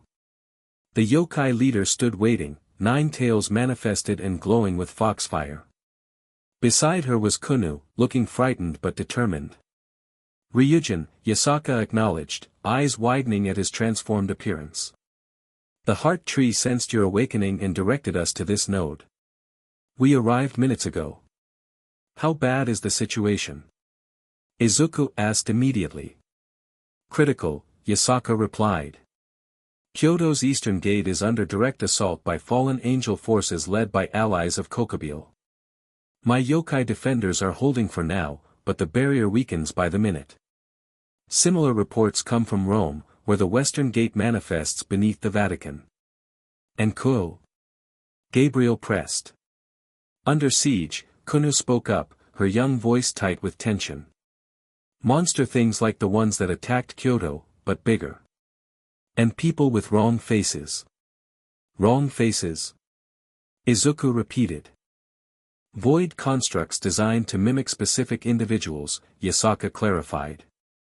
They've infiltrated all three factions, assuming the identities of key personnel. The summit was compromised from the beginning. That explains the barrier fluctuation Kaneko sensed, Izuku realized. They've been working inside Kyoto for days, preparing for this moment. We should move, Vali urged. I can sense battle energy from the academy direction. With grim determination, the expanded group moved through the forest toward Kyoto town. As they approached, the devastation became apparent, buildings damaged, strange energy discharges lighting the night sky, civilians fleeing in confusion. They encountered the first defensive line at the town outskirts, Rias's peerage working alongside reinforcements sent by Sirzechs. Kiba spotted them first, relief visible on his exhausted face. Izuku. Thank God, he caught himself, glancing at Gabriel. What's the situation? Izuku cut in, focusing on priorities. They hit us an hour ago, Kiba reported. Constructs like the ones you described from Kyoto, but more evolved. They're targeting the old school building specifically, something about the ley line convergence point beneath it. Where's Rias? Graphia asked. Central command at the new school building with Sona Citri's peerage. Aquino and Issei are at the front line near the old building. Kaneko is coordinating with the devil reinforcements. Any sign of faction leaders? Gabriel inquired. Kiba shook his head. Communications are scrambled. We've had reports of Azazel fighting near the town center, but nothing confirmed about Sirzechs or Michael. They're isolating leadership, Yasaka observed. Standard chaos faction tactics, fragment response, undermine command structure. Then we need to re-establish it, Izuku decided. Yasaka, can you coordinate with Rias? Your experience with the Eastern Gate might help secure whatever's happening beneath the old building. She nodded. Kunu stays with me. I'll check the front lines, Vali declared. If these constructs have evolved, we need to understand their new capabilities. Gabriel and I will try to establish contact with heaven and the underworld, Graphia suggested. If dimensional communication is still possible, we need coordination between realms. With roles assigned, they separated with urgent purpose. Izuku went with Vali toward the old school building, where the battle sounded most intense. What they found was chaos in the most literal sense. The space around the building had begun to distort, reality itself bending unnaturally. Within this warped zone, Issei and his balance breaker armor fought alongside Akino against waves of constructs that emerged from a growing void beneath the structure's foundation. Boost echoed across the battlefield as Issei's sacred gear multiplied his power, allowing him to shatter constructs with devastating punches. Izuku, he called, spotting their approach. These things keep coming. And look at the sky. Above them, the night had transformed. Stars were being blotted out by spreading darkness that moved with unnatural purpose, cosmic blackness punctuated by colors that hurt the eyes to observe. The central gate is opening, Izuku realized. We need to seal it immediately. How? Akino asked, lightning crackling around her hands. We've tried everything, devil magic, dragon power, even holy lightning. Nothing seems to affect the void itself. Izuku studied the distortion, accessing Ryujin's knowledge of dimensional mechanics. It's connected to the other gates, he explained. They're creating a triangulation effect, each gate drawing power from the others. We need to disrupt the network. In other words, we need to close one to weaken the others, Vali concluded. Exactly. Izuku's mind raced through possibilities. The eastern gate in Kyoto is protected by yokai forces and the renewed sealing we performed. The western gate in Rome has heaven's strongest defenses. So we focus here, Issei said, punching another construct into oblivion. The central gate. Yes, but not alone. Izuku activated a communication sigil Yasaka had given him. We need coordinated action at all three gates simultaneously. As he established connection with Yasaka, who had reached Ryusa's command center, a new disturbance erupted from the void. Unlike the gray constructs, this entity emerged with deliberate slowness, a massive figure composed of shifting darkness and angular geometries that defied normal perception. A void sentinel, Vali identified, his expression grim even through his helmet. I've only heard legends. They guard the spaces between dimensions. The entity unfolded itself into roughly humanoid shape, though with proportions that seemed wrong on a fundamental level. Where a face should be, it had only a swirling vortex of darkness. When it moved, reality rippled around it, struggling to accommodate its presence. Dragon, it addressed Izuku directly, its voice bypassing ears to resonate directly in the mind. You have interfered enough. The reclamation proceeds as ordained. There's nothing ordained about destroying reality, Izuku replied, gathering his power. Destruction? No. The entity's non-face turned toward him. Restoration. Return to original state. Your kind helped establish false order, now we correct the error. The revelation clicked with Ryujin's oldest memories. Dragons had been among the first beings to help shape ordered reality from primordial chaos, natural enemies to the void entities that had been excluded in the process. We didn't exclude you, Izuku countered. You couldn't exist in structured reality without becoming something other than what you were. It was a natural consequence of cosmic evolution. Philosophy from a dragon? The entity seemed almost amused. Your merged consciousness has indeed created something unexpected. But ultimately irrelevant. It struck with sudden violence, void tendrils lashing out at impossible angles. Izuku countered with elemental barriers, fire and water forming complementary shields that repelled the attack. Vali and Issei moved to flank the entity, coordinating their dragon-based powers despite their natural rivalry. Boost! Boost! Boost!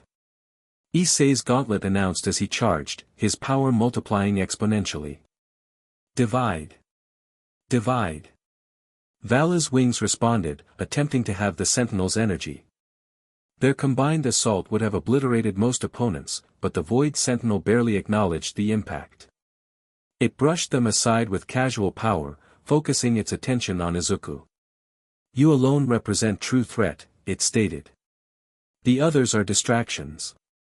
They're not distractions, Izuku corrected, helping Issei back to his feet. They're allies. Something you wouldn't understand. Drawing on his fully integrated power, Izuku initiated a transformation beyond what he'd attempted before. His body elongated, scales covering him completely as he shifted toward true dragon form while maintaining humanoid proportions. Antlers extended to form a crown of energy-channeling protrusions, and wings of blue-white fire manifested from his back. In this hybrid state, he combined Ryujin's raw power with Izuku's tactical flexibility, stronger than his previous partial transformations but more agile than a full dragon form. The Void Sentinel paused, reassessing the threat. Interesting adaptation. But insufficient. It expanded, darkness spreading to encompass a wider area. The void beneath the old school building pulsed in sympathy, the central gate responding to the Sentinel's power. This was escalating beyond what conventional combat could resolve. Izuku needed to think differently, not just fight the Sentinel, but address the gate itself. A memory surfaced, Ryujin's original sealing technique. Not just containing the gate, but redirecting its energy through more stable pathways. Issei, Vali, he called out. I need you to keep the Sentinel occupied. Don't try to defeat it, just keep its attention divided. What are you going to do? Issei asked, adjusting his damaged armor. Something dangerous, Izuku admitted. I'm going to attempt to recalibrate the gate rather than close it, change its resonance frequency to something incompatible with the Chaos faction's intentions. That sounds complicated, Issei said dubiously. Just hit the big void guy really hard, Vali translated, charging back into battle. We can handle that part. As the two dragon hosts engaged the Sentinel with renewed coordination, Izuku approached the pulsing void beneath the school building. The gate wasn't fully open yet, more a thinning of reality than a complete breach. That gave him an opportunity. Focusing Ryujin's dimensional knowledge through Izuku's precise control, he began weaving complex patterns of energy around the distortion. Not fighting against the gate's existence, but altering its fundamental properties, shifting its resonance away from void harmonics toward natural dragon frequencies. The process required immense concentration. Each pattern had to be precisely calibrated, adjusting dimensional tension with the delicacy of a master craftsman. One mistake could accelerate the breach rather than recalibrate it. The Void Sentinel sensed his actions and redoubled its efforts to reach him, but Issei and Vali proved their worth as defenders. Though battered by the entity's attacks, they maintained a relentless offense that forced it to divide its attention. As Izuku's work progressed, he felt resistance from the other gates, the triangulation network fighting his modifications. He needed more power, more precision to overcome the interconnected system. Help arrived from unexpected quarters. Yasaka appeared with Rias, both channeling their respective energies into Izuku's working. Fox magic and devil power complemented his dragon energy, creating a more complex frequency that the Chaos faction couldn't easily counter. We've established communication with Kyoto and Rome, Rias explained, maintaining her power contribution. They're attempting similar recalibrations at the other gates. Synchronized action, Yasaka added. 3 minutes to coordinate. This was the advantage the Chaos faction hadn't anticipated, cooperation between factions that historically distrusted each other. Dragons, devils, yokai, angels, and fallen angels working in concert rather than competition. The Void Sentinel roared in frustration, its form destabilizing as it expended more power trying to reach Izuku. You cannot recalibrate what you did not create, it insisted. The gates are ours.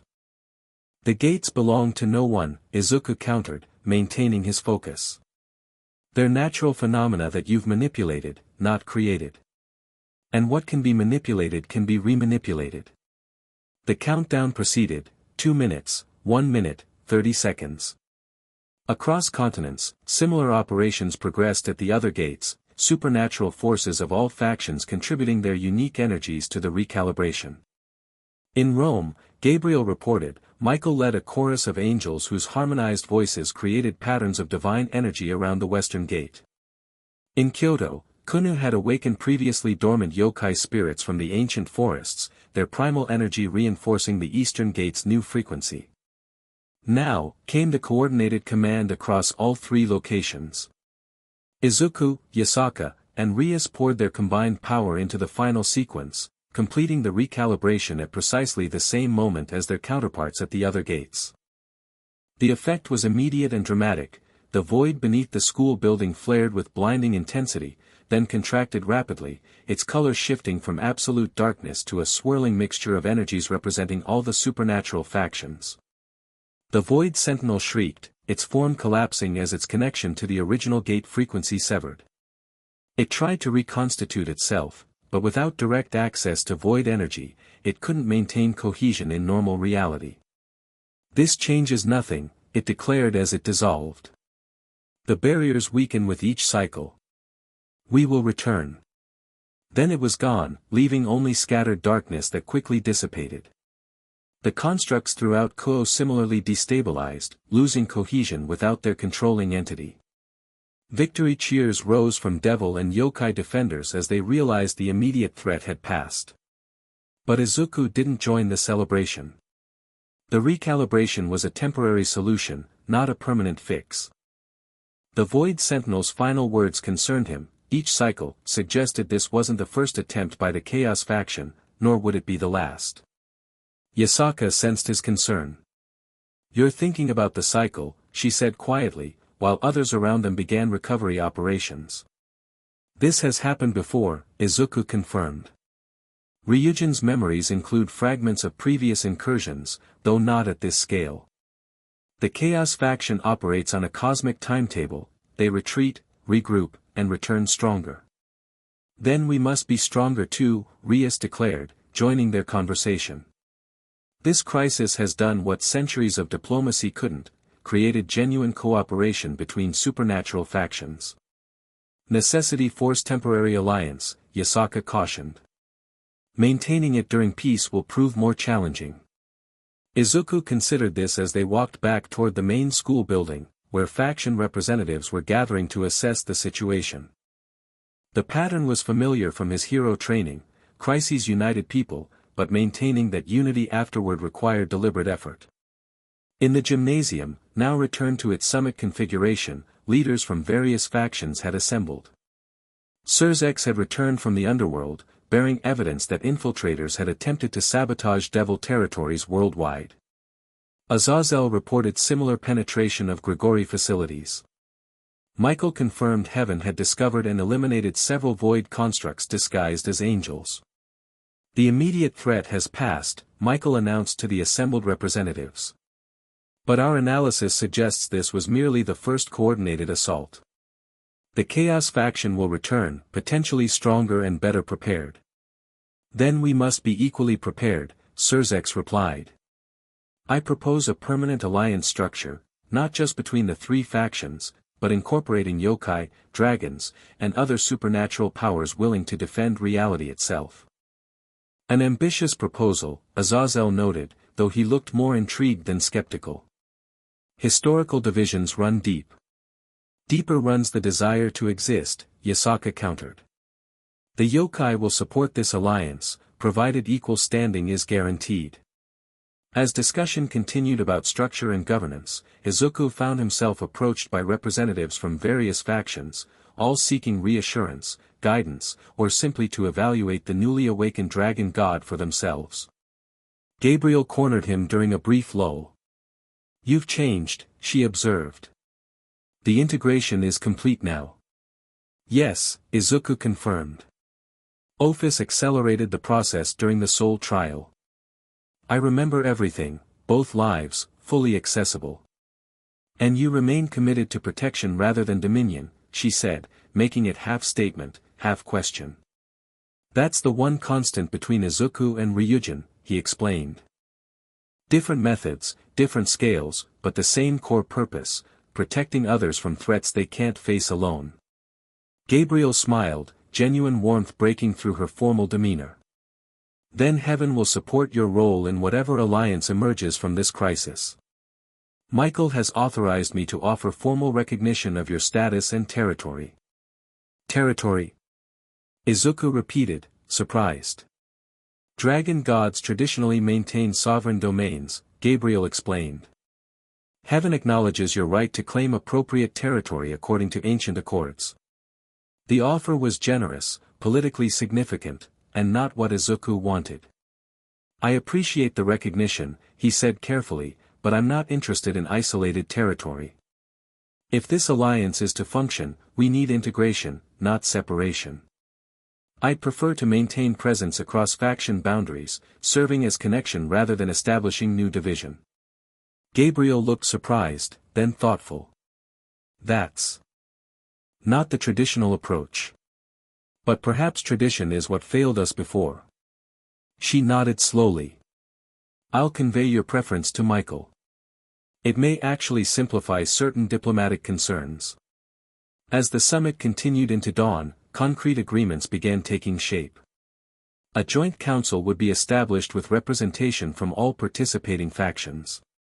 Research teams would study the recalibrated gates, developing better protections against future incursions. Communication networks would be standardized across supernatural realms, ensuring faster response to potential threats. And what role will you play in this new order? Azazel asked Izuku directly, cornering him during a brief recess. Dragon gods aren't known for committee work. I'll serve where needed, Izuku replied honestly. Sometimes as diplomat, sometimes as defender. The Chaos faction remains the priority, understanding their methods, predicting their next move, preparing appropriate countermeasures. Practical, Azazel approved. I like that. Too many ancient powers get caught up in ceremony and protocol. He lowered his voice. Between us, I've been analyzing that spear Kokabiel used. The materials are educational. I'd appreciate your perspective on some of my findings, when things settle down. I'd be interested in that, Izuku agreed, recognizing the value of Azazel's unconventional research methods. As the summit concluded with preliminary accords signed and immediate security measures established, Izuku found a quiet moment with Yasaka on the school roof, watching the sunrise over a kuo that was battered but still standing. You feel different, she observed. More settled in yourself. The integration is complete, he confirmed. I remember everything now, including us. She glanced at him sideways, amber eyes assessing his reaction to this acknowledgement. And how does Izuku feel about Ryujin's memories of our relationship? It was a fair question. The memories were intimate, spanning centuries of complex connection, sometimes close, sometimes distant as duties separated them, but always returning to each other across time. It's strange, he admitted. Having memories of emotions I didn't personally experience, yet feeling their resonance. Ryujin loved you, deeply, consistently, across centuries. That love is part of me now, but filtered through Izuku's experiences and perspective. Complicated, she summarized with a small smile. Very, he agreed. But not in a negative way. More like, discovering a beautiful book halfway through the story. The previous chapters inform what comes next, but don't dictate it completely.